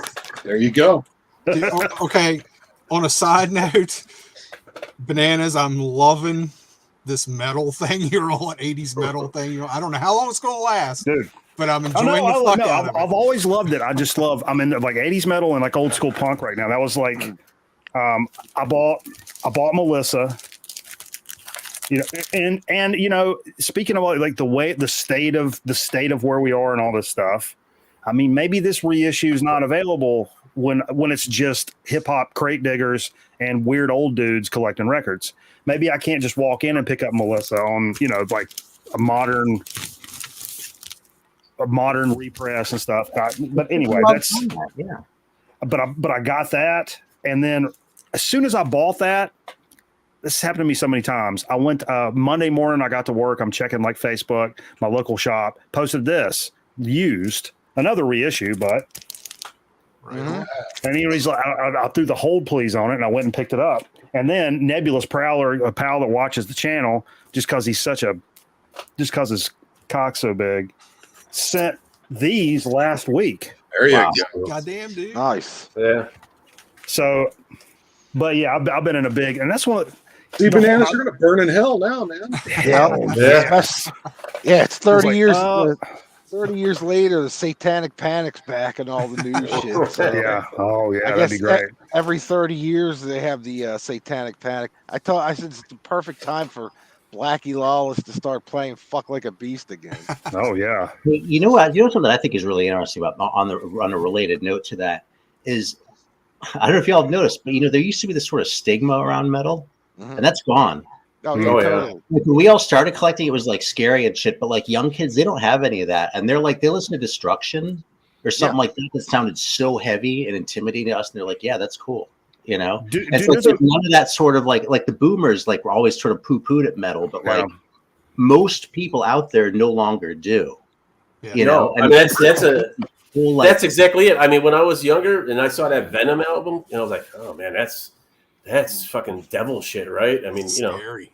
Yeah, and now I look back and I'm like, God damn it, why didn't I pick that up when it came out? That's If why you think about it, though, a lot of us in this room were we were weaned on like Kiss, I right? said Oh yeah, exactly. Preteens and all that, Kiss.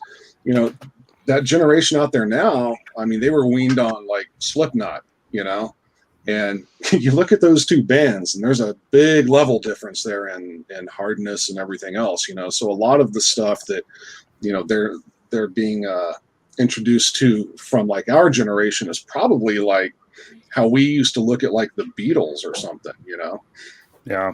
And that's what kept me, honestly, that's why, because I'm a little later, so I didn't grow up listening to like the King Diamond stuff with that high pitched voice and shit. When I was in high school, I would have laughed that the fuck out of here. I would have had nothing to do with that. And now I'm completely eat up with it. I can't even explain it. And I'm like, what? I'm like, what the fuck was your problem, dude? Yeah, like, exactly. I mean, just I say that a lot too. Horns didn't sprout yet, man. But I know I was listening to like, I mean, I loved, like heavier, like Pantera and like super aggressive vocals and shit like that. But like anything that was like, I didn't listen to Maiden either. Like but that's another one. I was like, what was wrong with you, man? Like, well, I think that comes with collecting and spreading out, because I don't know about you other guys my age, but into the 90s when I really started digging back, I started appreciating the heavy 70s stuff, the New York punk stuff that I didn't give two fucks about in the 80s. You know what I mean? I think if you're truly into music, you kind of dig back and you see how everything kind of connects. That's what I enjoyed doing. That's the whole hobby in a nutshell to me. Exactly. And I'm always chasing down a genre that I feel like has got a 50-mile head start on me. And I'm running full speed from behind to try to catch up to it. That's what I'm doing. I'm doing it with punk now. I'm doing it with like 80s metal now. And some of it, it's like, especially to, be so involved in music and play music and stuff. It's embarrassing that some of this stuff slipped through my fucking fingers when I was younger and I was too close-minded to just stop and listen to it for what it was. But I'm making up for it right now the best I can. That's all I can tell you. It's what's so great about music, man. I mean, like I said, when I first got on here, I was like, I think I got a pretty good grasp on metal, and then you get on here and you start seeing other people and, guys like Aaron popping up. It's like, what the fuck is that? You know what I mean? It's like, and that's the great thing about it, I think. And then digging back, and that it's kind of like why I don't keep up with new stuff anymore. It's like, you know what? I'm to the point where new stuff doesn't sound too good to me anymore. And I just don't give a fuck. And there's so much I missed. You just can't catch it all. So I'd rather go back to the era that I dig and look for that stuff. And that's why I love these obscure reissues they're doing now. It's just perfect. All right, question 3, and we kind of hit on it with Lazarus. Lazarus is your records are gone. And Laz kind of went through this a little bit, but he didn't, not everything. But if your records are gone tomorrow, are you going to collect again? You starting over? What are you doing? Vance. Yeah, I probably would start, but probably like Laz said, it'd probably be. I've thought of this actually because I live in an apartment building and I've seen buildings go up in fucking flames, and I'm thinking the Chicago fire. Yeah, okay, but yeah, okay. I've thought about it's like, what do you do? It's one of those things like, what do you grab? And I'll be grabbing my Zeppelin bootlegs because I know those are a bitch to get. But to start over, it would be exactly what Laz said. I think it would be more of my favorites and not the like, oh, this would be cool to have. I remember this song in the 80s kind of thing or something, nostalgia thing. It'd be more of my favorites, more of, quality versus quantity. It'd be really selective. Coming through your records. That's not for me. That's for my, but that's probably how I would approach it too. It'd be really, just really trying to get that, just the favorites. Really, I would really probably be very selective. So would you build up? Bitch, son of a fucking bitch! That fucking duck just cracked on me. Fucking StreamYard duck. Yeah, somebody he shit like, himself. Anyway, yeah, I'd be more selective into what I'm doing. Exactly, kind of what Laz said. Would you try and build up the size collection you have now, or would you just be like, you know what? I don't know, man. Because right now I have to admit, I'm a little overwhelmed sometimes because it's like I want to listen to this and I want to listen to that, and I'm like, what do I play? And I'm like, yep. So it trimmed down probably. There's a lot of stuff in here. I mean, do I need Michael Jackson records? No, but I got them for free. But am I going to pay for them now? No. I mean, I got a lot of free stuff from when I worked at the radio station. They were getting rid of all the records.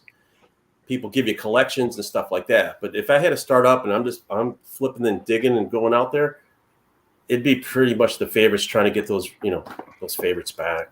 Yeah. How about you, Aaron? It's hard to say, man. I mean, I think I'd be more likely to now, though, to start buying records again than I was 15 years ago because of the reissues. Mm-hmm. Like there's so much shit that I tracked down originals of because there was no other option. That I can get reissues of now. You don't have to hunt as hard now. Yeah. No. Mm-hmm. So that's true. if rebuilding the collection meant years between like favorite albums and that sort of thing, I don't know. I'd probably just stick with CDs. But as it is, I don't know. I might. It's hard to say. How about you, Bananas?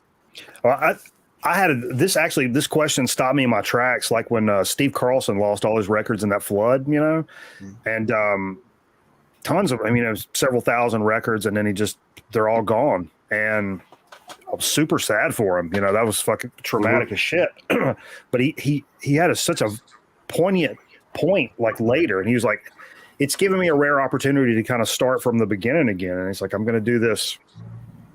Do I only collect like super high quality, keep it like a smaller collection, but get exactly what you want. And I think that's probably what I would, in theory. In theory, I would think is like, man, I'm going to only go for the shit I'm really into, the shit I really want, the shit I really want to listen to. But there's also another part of me that thinks this really sucked, but I can start from the very beginning again. And it's rare to be able to get those feelings experience again. And I don't know if if it would be the same feeling that I felt like when I went in and grabbed 10 records out of a Goodwill. Not number one, it's not as readily available in places like that anymore. So your dollar record scores are not like they were. Yeah, I think you have to take that into account, starting over. You know what though? Because my kid, college sophomore, and record player, enjoys records and stuff. So when I was digging in my local store, like not even Goodwill, but my local shop, I start popping through the dollar bins.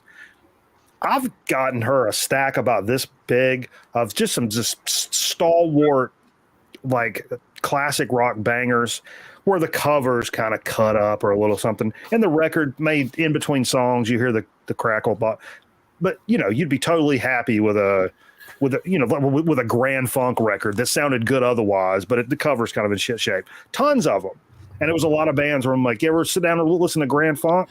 Like late night, you know what I'm saying? You know, like no, I'm like, boom. I start passing them out, and I felt like Santa Claus, you know.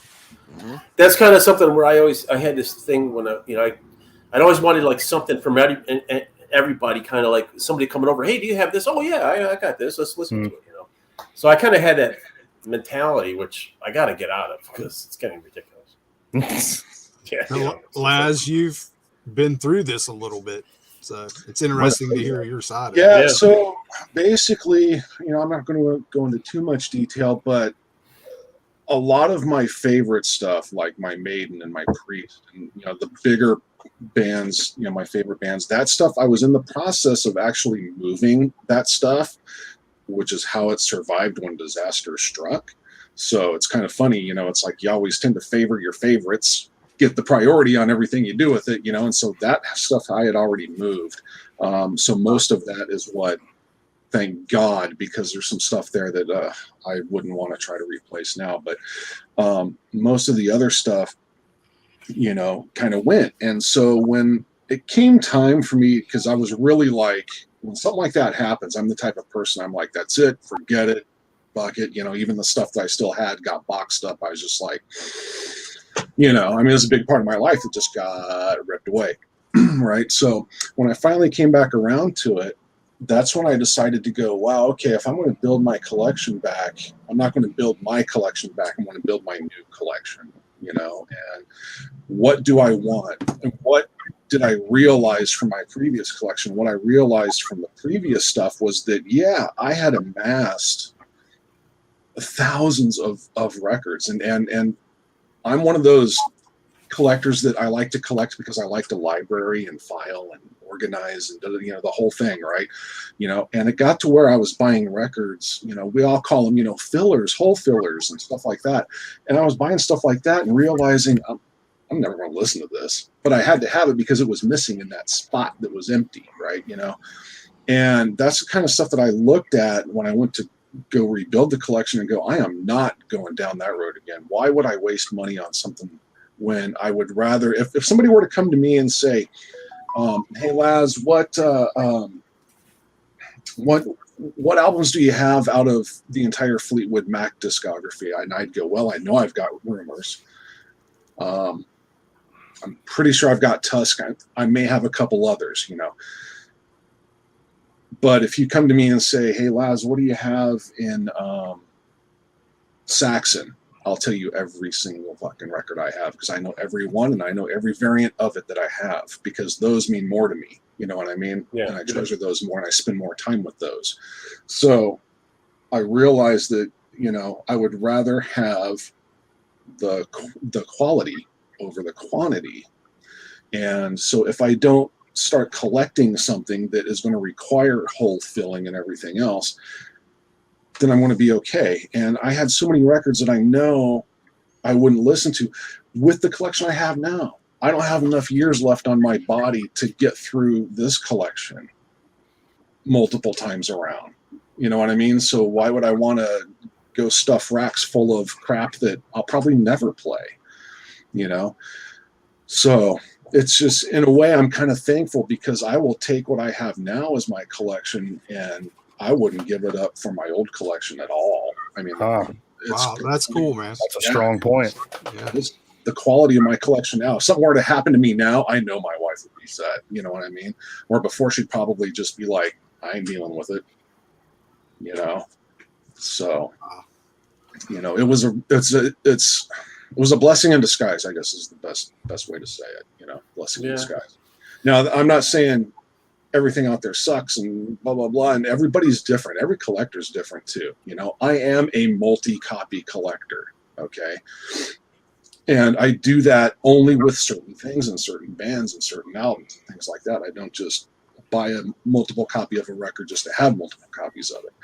But every collector is different, and it's exactly what Aaron brought up earlier. It's whatever makes you happy, man. I mean, that's you only collect for yourself. I don't collect for Vance, you know. I don't collect for. You did though. Yeah.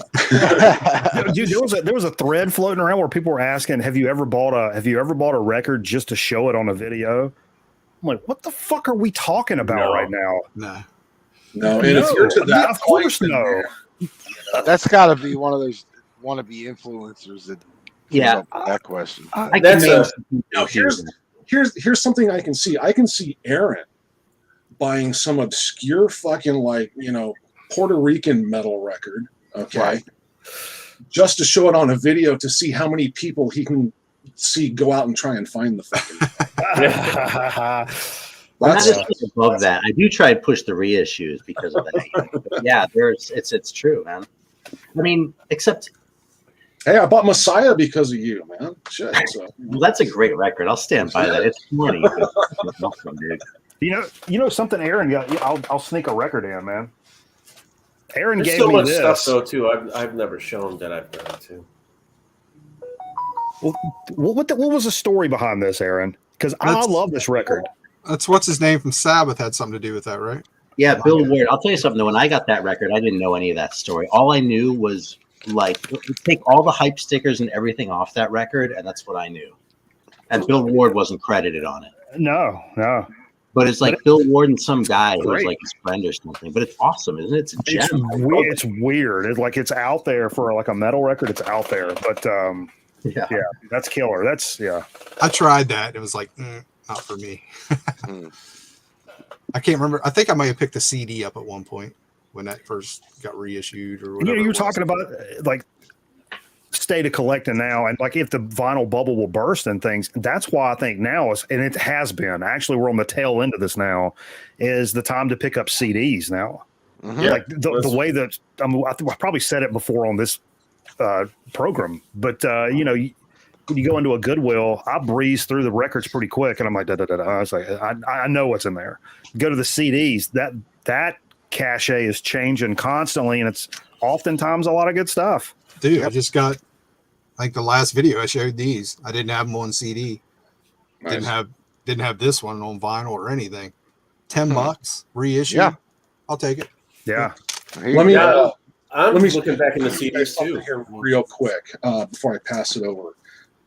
Along this lines of how I go about collecting now is here's an example. This is my newest piece that just came in. So this is the 40th anniversary of Maiden, right? The picture disc. Okay. I just got this in. This is the test pressing for that. Oh, nice. Okay. So there's your BMG test pressing information. I would have got there too. Okay. So would I rather have this, or with what I paid for this, would I rather have, 50 other, standard fare, your Jay Giles band and the Cars, and, nothing against those bands and that music, but as a collector, especially as a collector of this band, would I rather drop my money on this or on that other stuff, So this is where I've gone now. And that's exactly the way I feel about like some band where I find it from Bulgaria. You know what I mean? Mm-hmm. It's like, you can have this other crap that you sort of don't care about. Or you can, easily get. That's the other thing. I mean, yeah, you could go find Cars records any time, really. Are you going to find that made in test pressing? Yeah. No, you're not. So I've gone through that too, where it's like, yeah.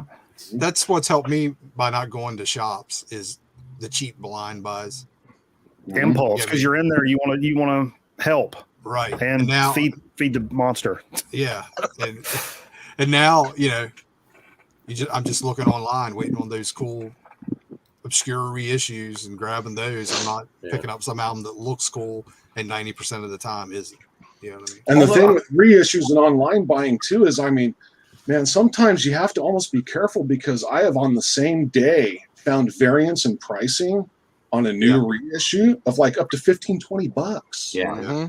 of a difference. Just like, Bananas was talking about that Griffin for $14.99. I think I bought mine reissue from Hell's Headbangers, and it was like 28 or something like that. Yeah. So damn, I paid double what you did. Yeah, but the thing with some of those are when there's 300 pressed, there's almost like you better jump if you really want it when you find it for a price that you're willing to pay. Yeah, you may find it next week for $5 cheaper. You may not find it for at all. $20 more. Yeah, I've had some big low numbers. regrets that passing over. I'm like, no, it's a little too much for me. And then the next time you see it, it's like double that, and you're like, oh, yeah, exactly. Oh, I've had so many stories of that too. Yeah. That blows my mind with all these reissues where they're doing 300 pressings, 500 pressings. Like that's probably less than the original pressing. That's hard as fuck to find and expensive as hell. You know what I mean? I have this theory about this to where, especially like it's big in the like Stoner Doom community. They'll reissue or press this record 200 copies in orange. So they're doing, it's like a twofold thing.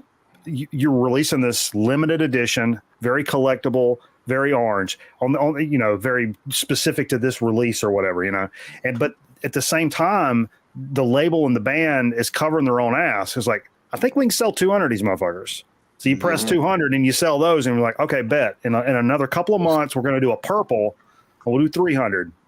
I think we can sell that. And so you're creating the secondary market of all these collectible items, but you're also keeping your overhead low by doing it a little bit at a time. Yeah. These guys do this, I think.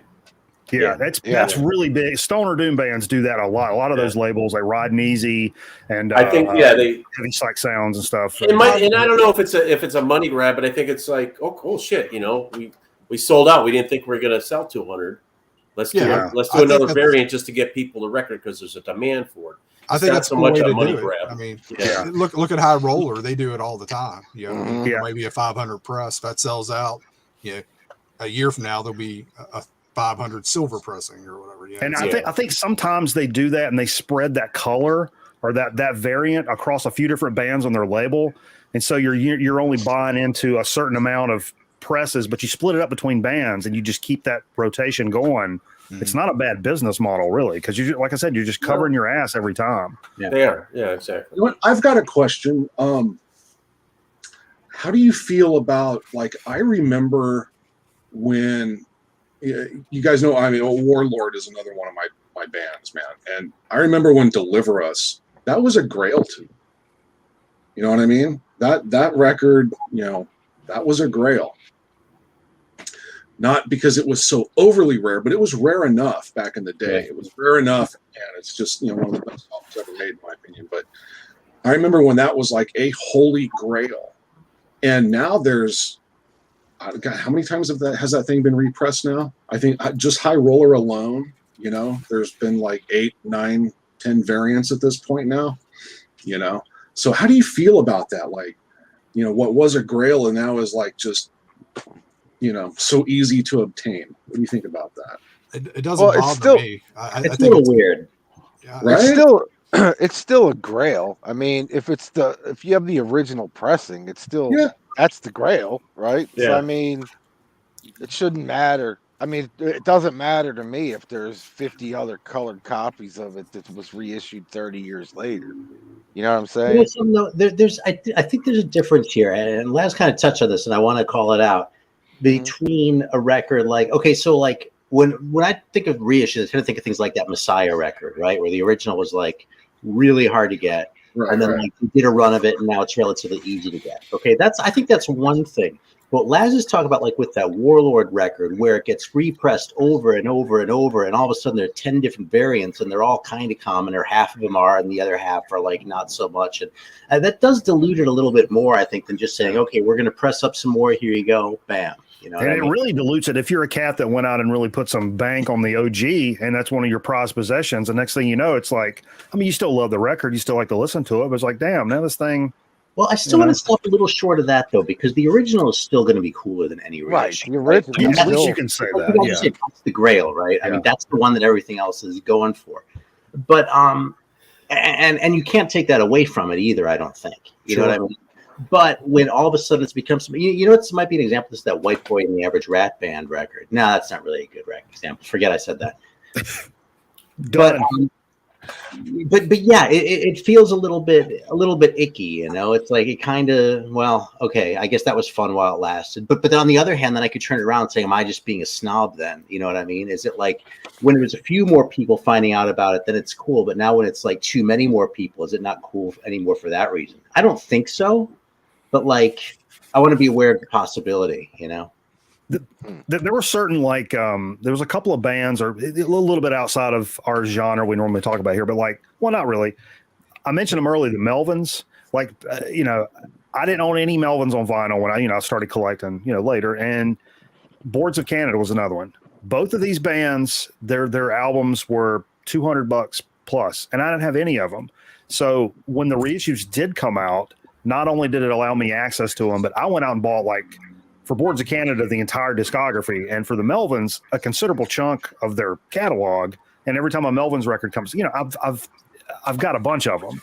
And before, that would have been a 200 a piece process. So it allowed me to really jump into bands that I was like way behind on. Now, that being said, if I own an OG of something and I spend some money on it, and now there's dumping the whole market's flooded with a bunch of nonsense, and your shit goes from like 220 to like 65.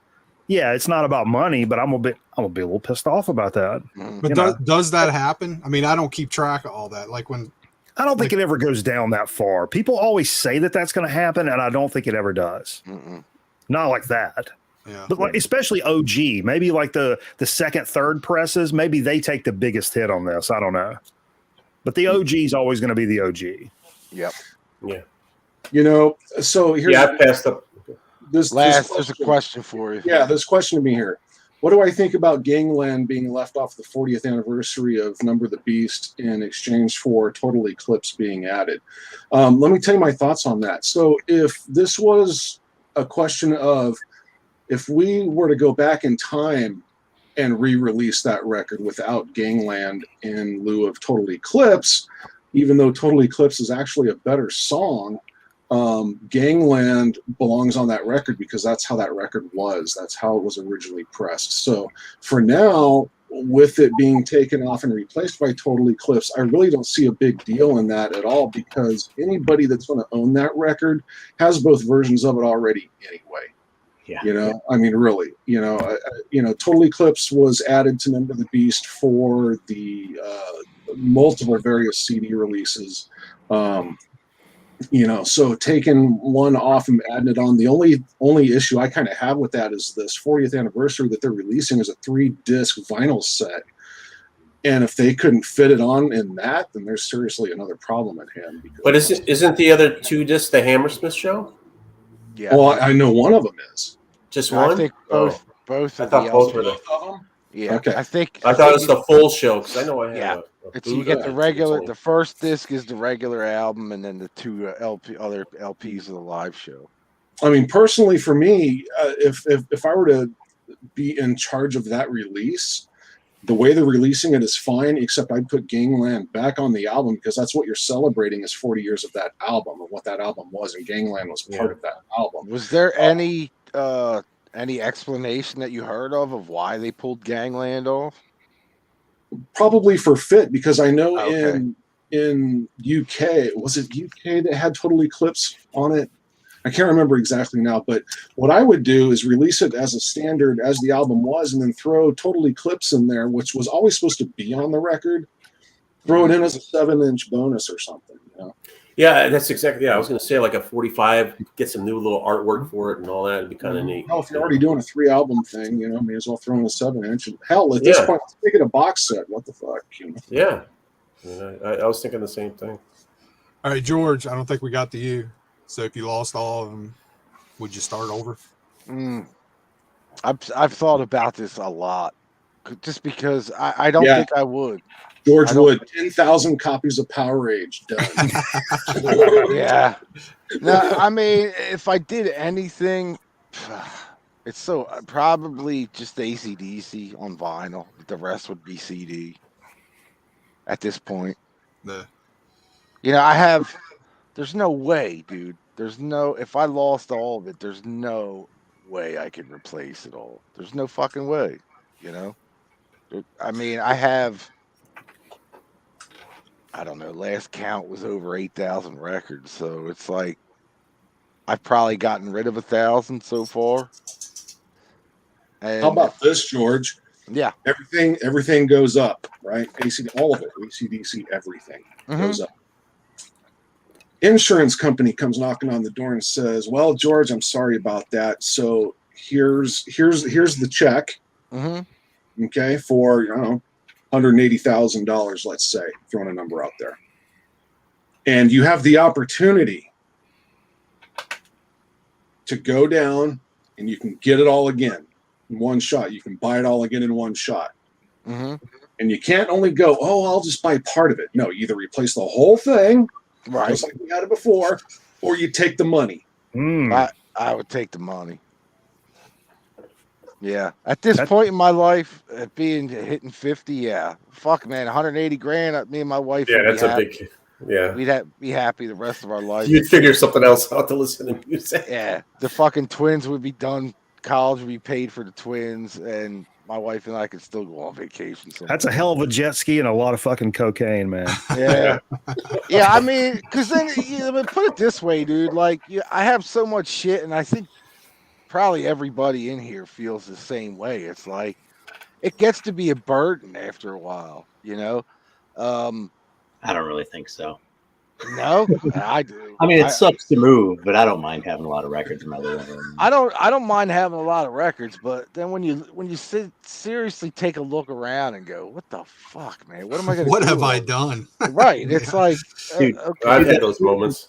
Dude, that feeling you get when you look around and you're thinking, what is that? That feeling is called an erection. Wow. I'm not 18 anymore, so I tell you, the feeling I do get now looking around is I'm okay not buying stuff. yeah. Yeah, but Dorito, you got like 10, 25 cubers down here in the Emporium down there. So I don't. Yeah, I think everybody on this stream has pretty good sized collections. Yeah. Oh yeah. Yeah. Right. So I think everybody, not I for think me, I'm saying everybody on this stream right now could hang a sign on their doors, on their house's front door that says Greeno's Records or something like that. Put in a cash register, and you could go. Yeah. we all have little record stores in our house pretty much. Yes. That's kind of the way I'm feeling anymore. And it's like, I'm okay buying a couple records a month, if that anymore. Me too. Because, man, one thing about going to the record store is it feels kind of good to go to the record store and be like, yeah, I really don't need any of this shit. It does, especially after a while when you've not done I've walked it. out many a times, so nothing. Yeah. When you walk in and you're like, I have better records than the store does. Yeah. Yeah, or nothing jumps out, and you're like, yeah. Dude, you know what? Like, I thought like my impulse control would be better, like online compared to in person, because in person I'd be like, yeah, Three Dog Night. I don't have this one. Let me get this one. Yeah. But I would never like Google a Three Dog Night record, and I'm like, you know what I'm saying? But anyway, there's been times where I just like, boom, oh yeah, and if I do one more, it's free shipping. Boom. Oh, cool! Look at that cover. Boom. Next thing you know, I'm like, I've made $150 record ordered online. I don't spend that in a record store ever, and I did it in like one chunk. Like, I've done that a couple of times. Are you getting better stuff though? Those live bootlegs. I was. Aaron, it's funny you said that, because it's like I've had that feeling too when you're in a record shop and you're like, I got better fucking records at home than they got anything in here. Yeah. Like, Not to sound arrogant, but no, not everybody in here. But on the other hand, a lot of the stuff in our collections, It's because you molded it to your taste. If they were in that store, whatever store we're going into, chances are somebody else bought it. You know what I mean? Right. So it's like, that's why, like, our store, when I buy a collection, dude, and I put all the videos up for 2 straight weeks, we're like jamming. And then, like, now I haven't bought in 2 weeks, significant amount anyway, to put a video up. And it's like, you see, like, it just trails off a little bit. So I know we have pending buys coming up, and as soon as I put that on the video, and it doesn't matter what it is, I I put all Elvis records up one time about a month and a half ago, and some guy came in and he dropped $150 on Elvis albums. I'm like, dude, you can get these at Goodwill, you know. But Yeah. Well, for me, I think if I lost everything, I had to start over. I probably would, but I would try to keep it between like 200 to 500 records. It's like, yeah, I'm getting exactly my favorites. I'm not straying. I wouldn't build this collection again. Man, Even if it was so possible. hard. but first off, it would take us each probably about 8 years to get out of the fucking mental home after something like that happened. Yeah. Before we No, started no, collecting Greeno, you get to 600 and you ain't telling me you're going to go, oh, there's number 600. I'm done. Bullshit. You bullshit. I mean, you guys have heard me bitch about these prices and all that. I don't do. I do. I wouldn't do Greeno it. and I are the same way, pretty much. I don't. Like I said, I bought that Ginger Wildheart on vinyl. Is the newest new record I bought in, I don't know, a couple months now, maybe. I did get the Alice Cooper thing last week too. What's like the, Van showed the Alice in Chains, the dirt Yeah, like- or whatever. What was that? Like $38 or something? 35 maybe. Yeah, I wouldn't mind having that. It's a That's 2 album deal and all that. Yeah. And yeah, I didn't have obviously I didn't have originals. So. I'm not throwing been thinking shade about at that. you. I'm just Oh no, now Okay. a double LP like that is about average about 34, 35 yeah, it bucks was something like nowadays. that. I pulled the tag off that one. Like we got the Black Friday record store day list last week. We did the order for it, and some of the titles on there, like Nashville Pussy's third album, Say Something Nasty's finally getting issued in the States on vinyl on that day. And it's a $16 price or something like our cost. So wow. it'll probably be 22 to 24 in the stores. But That's then you pretty get cool. another record from who else did I see? It's coming. And it's, again, it's like a 1 LP, but the list on that's $34. It makes no fucking sense, man. Some of the record store day stuff is like It's just nuts. gouging, man. Yeah. Yeah, and that's yeah. What's When I went to go, I just actually George, you brought that up. When I saw Nashville Pussy last night, I looked over at the merch thing, and it was a table of freaking records. I said, I can't even walk in there. I'm not going to walk in there because I know I'm going to fucking spend money, and I don't need to. So it was, Dude, see, that's like Nashville. Now that you have time, I had time to think. Like, if I lost everything, Nashville Pussy be one of those bands that I'd have to get them on vinyl again, or like the Super Suckers or the. I can. So I guess it wouldn't just be AC/DC. Yeah, so what I'm hearing is just the tip. Just yeah, I think like Reno, it would be more of a condensed. So I think we've all agreed. I think we've all agreed that we'd hem and haw, but we'd all start collecting records again. Oh yeah, it'd just be. Yeah, I don't think we all have different rationalizations and different ways of getting there, but I think we'd all end up buying records again. But I wonder what's the tipping point for all of us to like actually.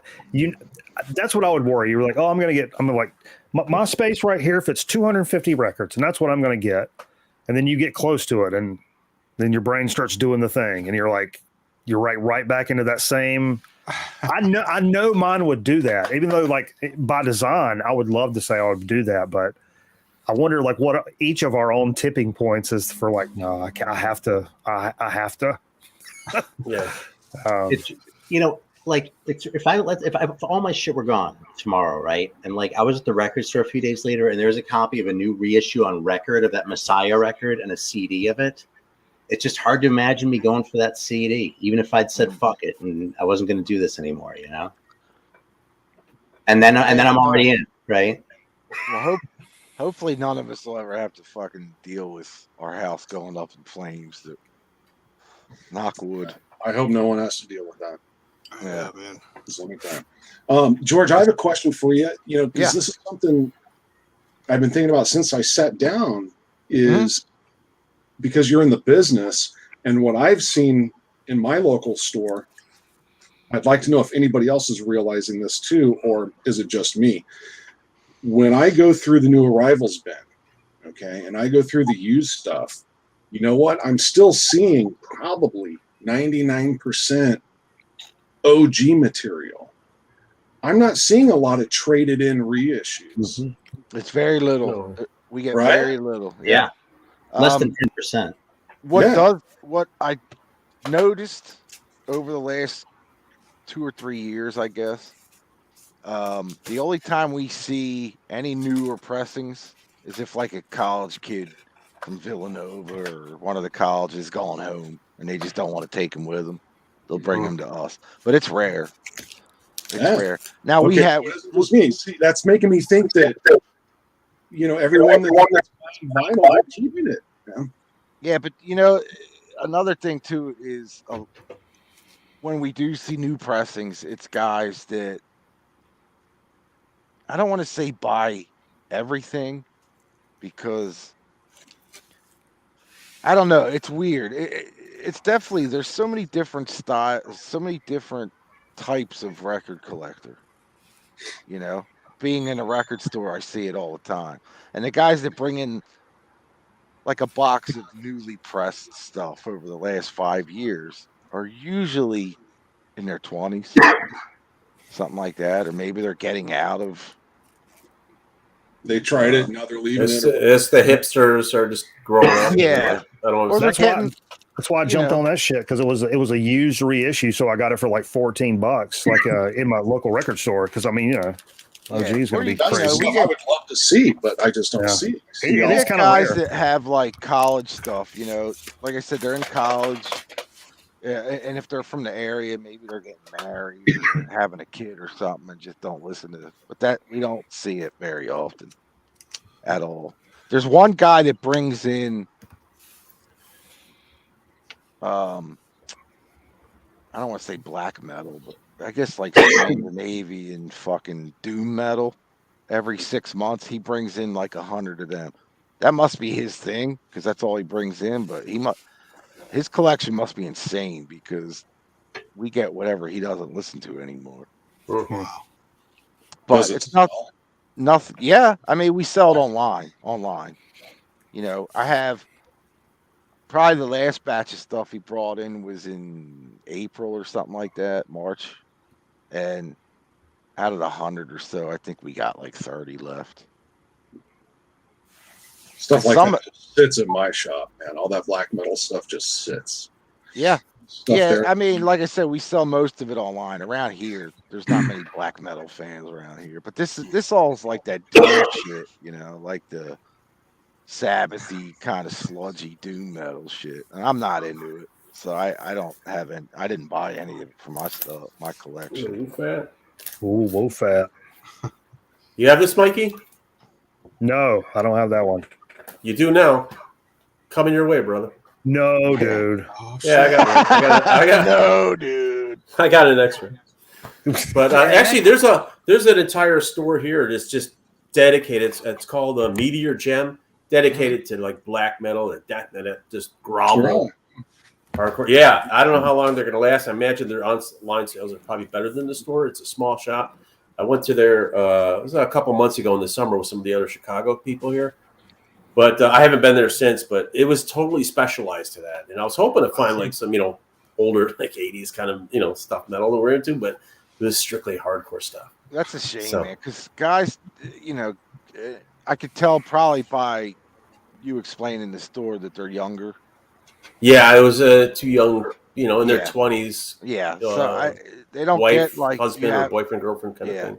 They don't get like nowadays. You can't have a specialty shop when it comes to one style of music. Yeah, I mean, that sounds cool in theory, but you're just fucking killing yourself. Yeah, especially here. I didn't, and I'm thinking like, man, I don't know if there's that big of a market in Chicago for that, but there might be. But I need to go back there because they're just down the street from a shop that I go to a lot, and I got to go in and see, if they're still what they're doing. So, I mean, you remember that place on Haight Street, that metal place? It was right by Stanyan, across the street from Amoeba. It was a metal shop.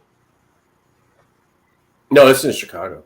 Oh yeah, no, there was a place in San Francisco though. I bet Laz has been at least once. Yeah, I know Amoeba San Francisco very well. I don't remember a metal shop across the street. I remember the bookstore across the street.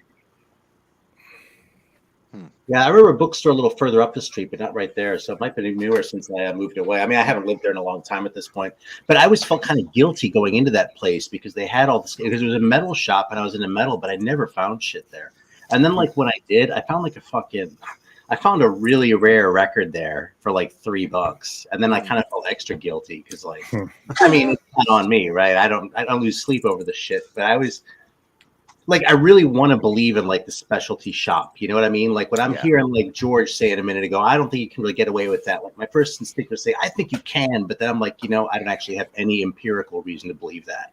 I just want to believe it. Yeah, that's exactly right. So like my experience with that place, like that's targeted towards me, but a lot of the shit there was like black and death shit that I just didn't care about at all.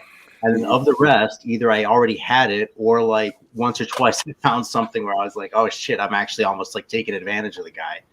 Well, the only thing I could tell you is for having a record store, if you're going to do it nowadays, you should concentrate on used records and used CDs and get a feel for your clientele before you start bringing even new shit in. Because what's the point of loading like all, say, fucking hair metal if your neighborhood that you're in or the crowds that are around you listen to fucking Springsteen?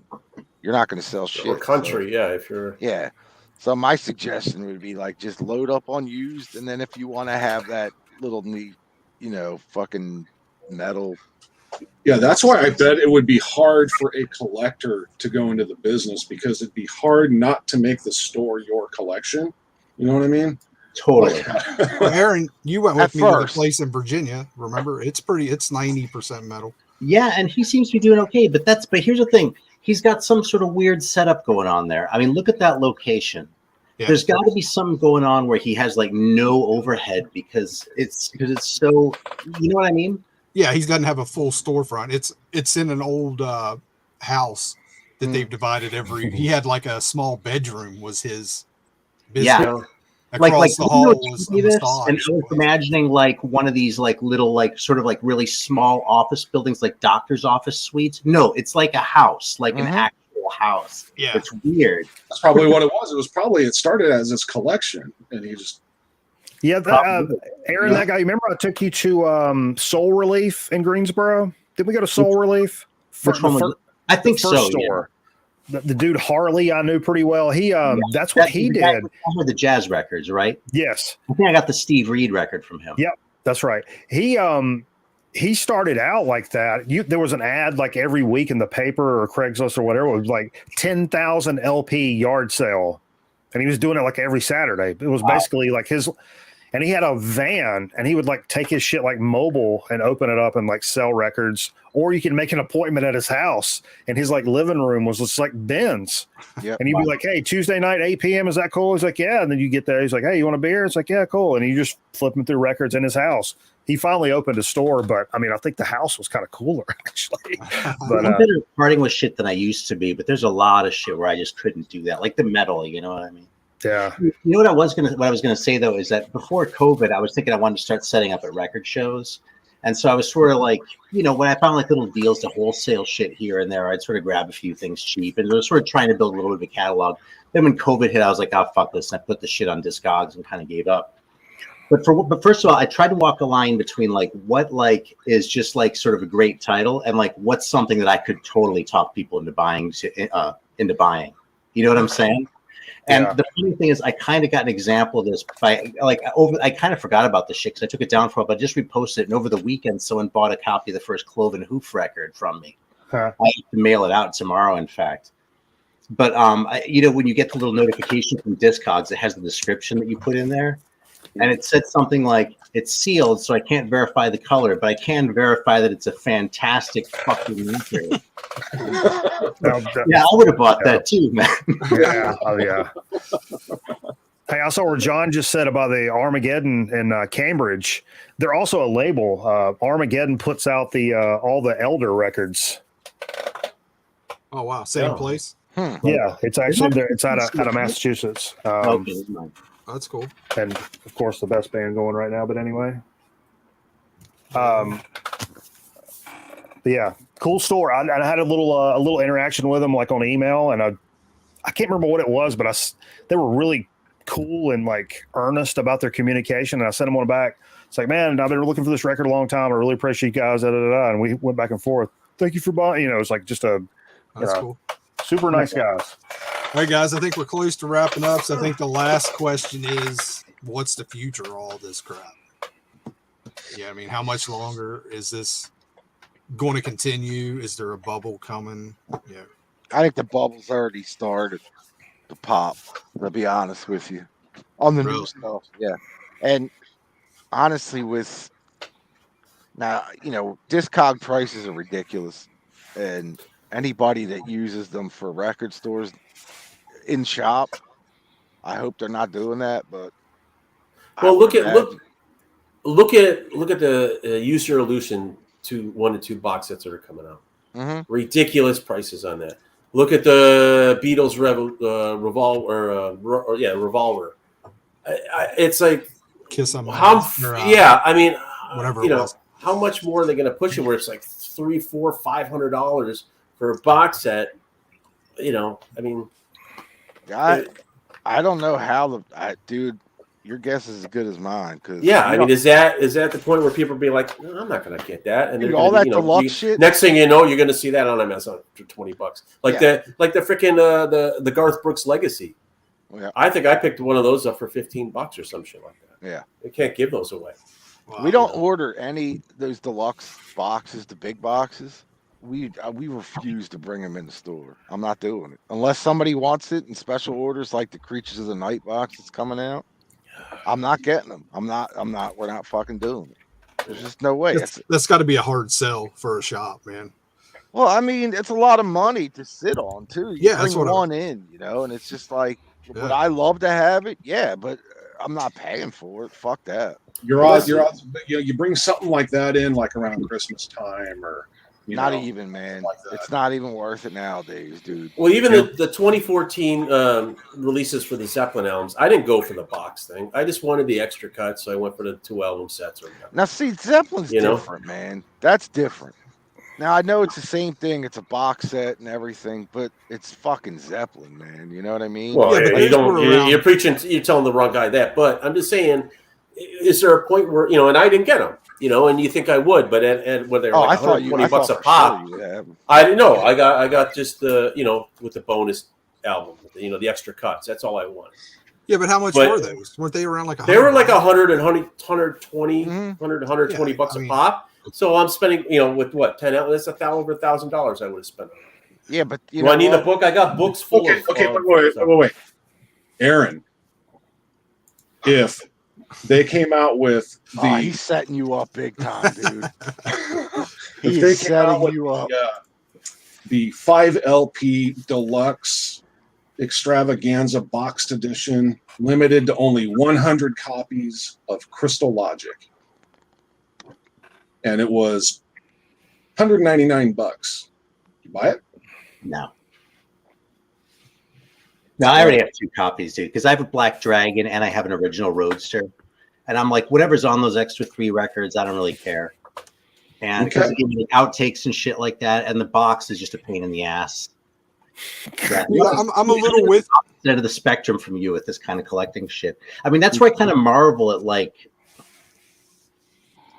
no, I don't think it sounds shitty. You're all really loyal fans. Like, I'm a really disloyal fan. Scott Waters made me really but it's like y'all will like stick with a band record after record and like compare them. And I'm like I'll check out a band and like I'll be like, these records are really cool. And then like the next time they make a record, first of all, my first instinct is I already know what that band sounds like. What does this fucking band from Romania sound like that I've never heard of before? And then like if I do if the stuff, I'm just out, Yeah, you like the discovery. Yeah, but I'm kind of shitty to my favorite bands because of that. Because I just fucking Jet, I I got all the early Manila Road records and fucking, dude, actually, literally, I like made a video about it and shit. And then Mark Shelton fucking left a comment and sort of invited me to check out the newer shit. And I kind of felt guilty, but it took that to like we actually go back and investigate the later shit. It was like a fucking guilt trip from the member of the band. And like, he was right. Those records are great, but that's how shitty a fan I am, dude. That's like ass backwards, you know? I mean, having said that, I wouldn't buy the Kiss box set. If AC/DC were to do the anniversary boxes, I'd be all over them. Exactly, dude. Yeah, I'm just fucking. I used to be that way with like AC/DC, and I had a couple other bands, but like, no, I'm totally like, I'm on to the next. I mean, I guess there is certain, even like I consume music really fast. I found. I got the Ace. I really have an appetite for it. The Ace of Spades box that came out a couple years ago from Motorhead. I bought that. But I think that's the I have like 4 Motorhead records. And that's more than enough. No, I have like 5 because I did buy a copy of Live at Hammersmith. I think I have a copy of On Parole. But I have like the first one and Bomber and Overkill and Ace of Spades. Dude, those live record store days Motorhead releases are pretty fucking dope, man. I've been enjoying. I had that first one. That shit's really good. But like I listened to the Sodom record, right, with Iron Fist on it. Because I actually love that. It's funny. Jurgen was bitching about that recently, but Persecution Mania has a cover of Iron Fist on. I listened to that Sodom record and I go, oh, that's really cool. Maybe I should get that fucking Motorhead record since it's their goddamn song. But then I'm like, no, because there's this other band I really need to hear first. I picked up that UFO Strangers in the Night box set that had like all the nights that they used for that album. I just thought it was that's cool pretty thing cool. to have. Yeah, I mean, the only band where I make an exception actually was recently with Blue Oyster Cult, and I didn't go as far as like buying a lot of that shit, although I looked for it. But what I did do is like every time I was driving somewhere. Yeah, well, yeah, I haven't heard that actually. But everything I don't even know what that is. I want to ask you in a second. Every time I listen to a different show on YouTube, I'd like pick a year and then I listen to like a different performance. And there's so much. It was awesome. I got to hear all these different performances. But other than that, I never do that with bands. You know, now that I'm Man, looking around with these box sets, I'm kind of over all the bonus stuff. I like the live stuff. Yeah, the bonus stuff is nonsense. That's the hardcore fan. It's outtakes for a reason. That means they fucked up. Yeah. I don't want to hear that. If I want to hear that, I can YouTube that and give it a little listen. I don't want to hear that. I'm I have some of that with Mike on this. I have some of that stuff, but I've stopped. It doesn't appeal to me anymore. Like I have the. I'll do it for Zeppelin. I got bootleg outtakes. Yeah. I have the first 4 of the box sets for Metallica, the first 4 albums. But it's loaded with live stuff and DVD. Yeah, live is a that's different story. That's the freaking catch is the live stuff that gets and like the only thing I've considered like box set wise recently is when I kind of rediscover a band and I realize like I don't own any of them. There was a Halloween box set. Mm-hmm. I wanted Starlight, yeah, and it's got the core, like everything that I want. Boom, right there, and I'm like, it's a great box set. Yeah. I'd drop a couple of hundo on that in a heartbeat. Dude, you can get Starlight right now, like $140. See, I just recently picked up Walls of Jericho, and I've got like some of the newer stuff. But I just looked around my room. I got 3 boxes. Okay, this is where Aaron goes to make fun of me now. Watch. I'll make fun. Maybe I will. Here you go, Aaron. Here's my Imaginos. It's amazing, man. Totally behind it. I love this record, though, man. I fucking love this record. So, yeah, 6 different copies of it. But so, Albert Bouchard, was it last year? Yeah, last year released this, which is Reimaginos. Okay, and so if you know what the Blue Oyster Cult Imaginos record is it's Sandy Pearlman's Imaginos story. It's kind of a Lovecraftian Cthulhu time trip kind of thing. And put into song. And originally it was broken out, the whole story. He could never finish the thing in one shot. It's been broken up over various records going all the way back. It always wore off before they finished the story. That's what I said. Right. And so, it really, astronomy is like the big kind of linchpin that kind of really began it. So there you go. So what happened was Albert Bouchard re-recorded Imaginos the album the way he and Sandy, because he was kind of really part of it with Sandy, kind of really envisioned it. Okay, so it's basically the same record as the BOC album, but recorded with just Albert. And then this year he released this, which is Bombs Over Germany. This is the second part of the Imaginos saga. And so you have other tracks on here that were other tracks on some of the other albums, like Shadow of California, Cities on Flame with Rock and Roll, When War Comes, all this stuff, and put into sequential storyline of the Imaginos story. So this is the continuation. Man, you are so deep right now. Oh, dude, BOC, so baby. far down the BOC hole. BOC, I was so excited when I saw Aaron start going down the BOC rabbit hole. I was like, yeah. Dude, the person I can follow that says to me that I was on a huge ass kick. But yeah, I understood everything he was saying. I don't know if anyone else did. No, I know Imaginos, but all that, yeah, that's deep. I got Right, 10 different copies of Powerade. 10 different pressings. I mean, Wow. that's probably the album I have the most. I hope. All right, guys. I'm about ready to wrap it up. We're over 2 hours. I did want to finish with last week. I showed Yeah, hold on. movies. I got Nice. to add one this week. Terror Out of the Sky. Are you doing the Nice. old, horror movie a day for October kind of thing? No, it's Yeah. October every day in this house. Yeah. Yeah, I watched. Do any of you guys have Shudder? Have what? Yeah, I don't have it anymore. It's an app. Horror. It's a horror movie It's channel. all horror movies. It's really good. I just would never watched it, but so I got rid of it. But it's great. Yeah. I would get it again. They have. I just watched the new one last night because they have Shudder originals too, original movies, and there's one. God damn it! I knew I was going to forget. Greeno, you would know. What was the movie that was like in the 70s or early 80s, kind of like Damnation Alley and stuff like that? But it was about, there were like these giant fucking cockroaches that burnt. Do you remember that movie? Like they'd crawl up, like I remember one being on a lady's phone and it like fried her ear. Oh man, I don't know if I remember that. You don't remember that? Did it have like a vehicle in it? Like No, Like- that was Damnation Alley, but it Yeah. was it was along that same line of like that late 70s like bug horror flick. it wasn't the TV show that Mark II or whatever. Yeah. I want to know. I love those. Mhm. I Hold on don't. one That second. one doesn't ring a bell, dude. This Yeah, past Kevin- week, I just watched Blood Harvest, starring Tiny Tim as a adult, developmentally disabled man that dresses like a clown, and Also you think played he's himself. Okay. pretty much. And I'm like, I started. It was part of my. I was trying to do the thing. I'm watching a bunch of movies in October, and I was from on Tubi, and I watched a bunch of stuff, and that was one of the ones on my list. I started watching. It's like. I'm pretty sure it's Tiny Tim. And I looked at it, I was like, oh, yeah, it's Tiny Tim. I don't have the blue Powerade. I don't know that. There's a one. blue Power Age. I don't think so. I have Oh. a Hey, red. George, pull up a Teddy Tommy question from The last. Canadian red Powerades. I know when it came out.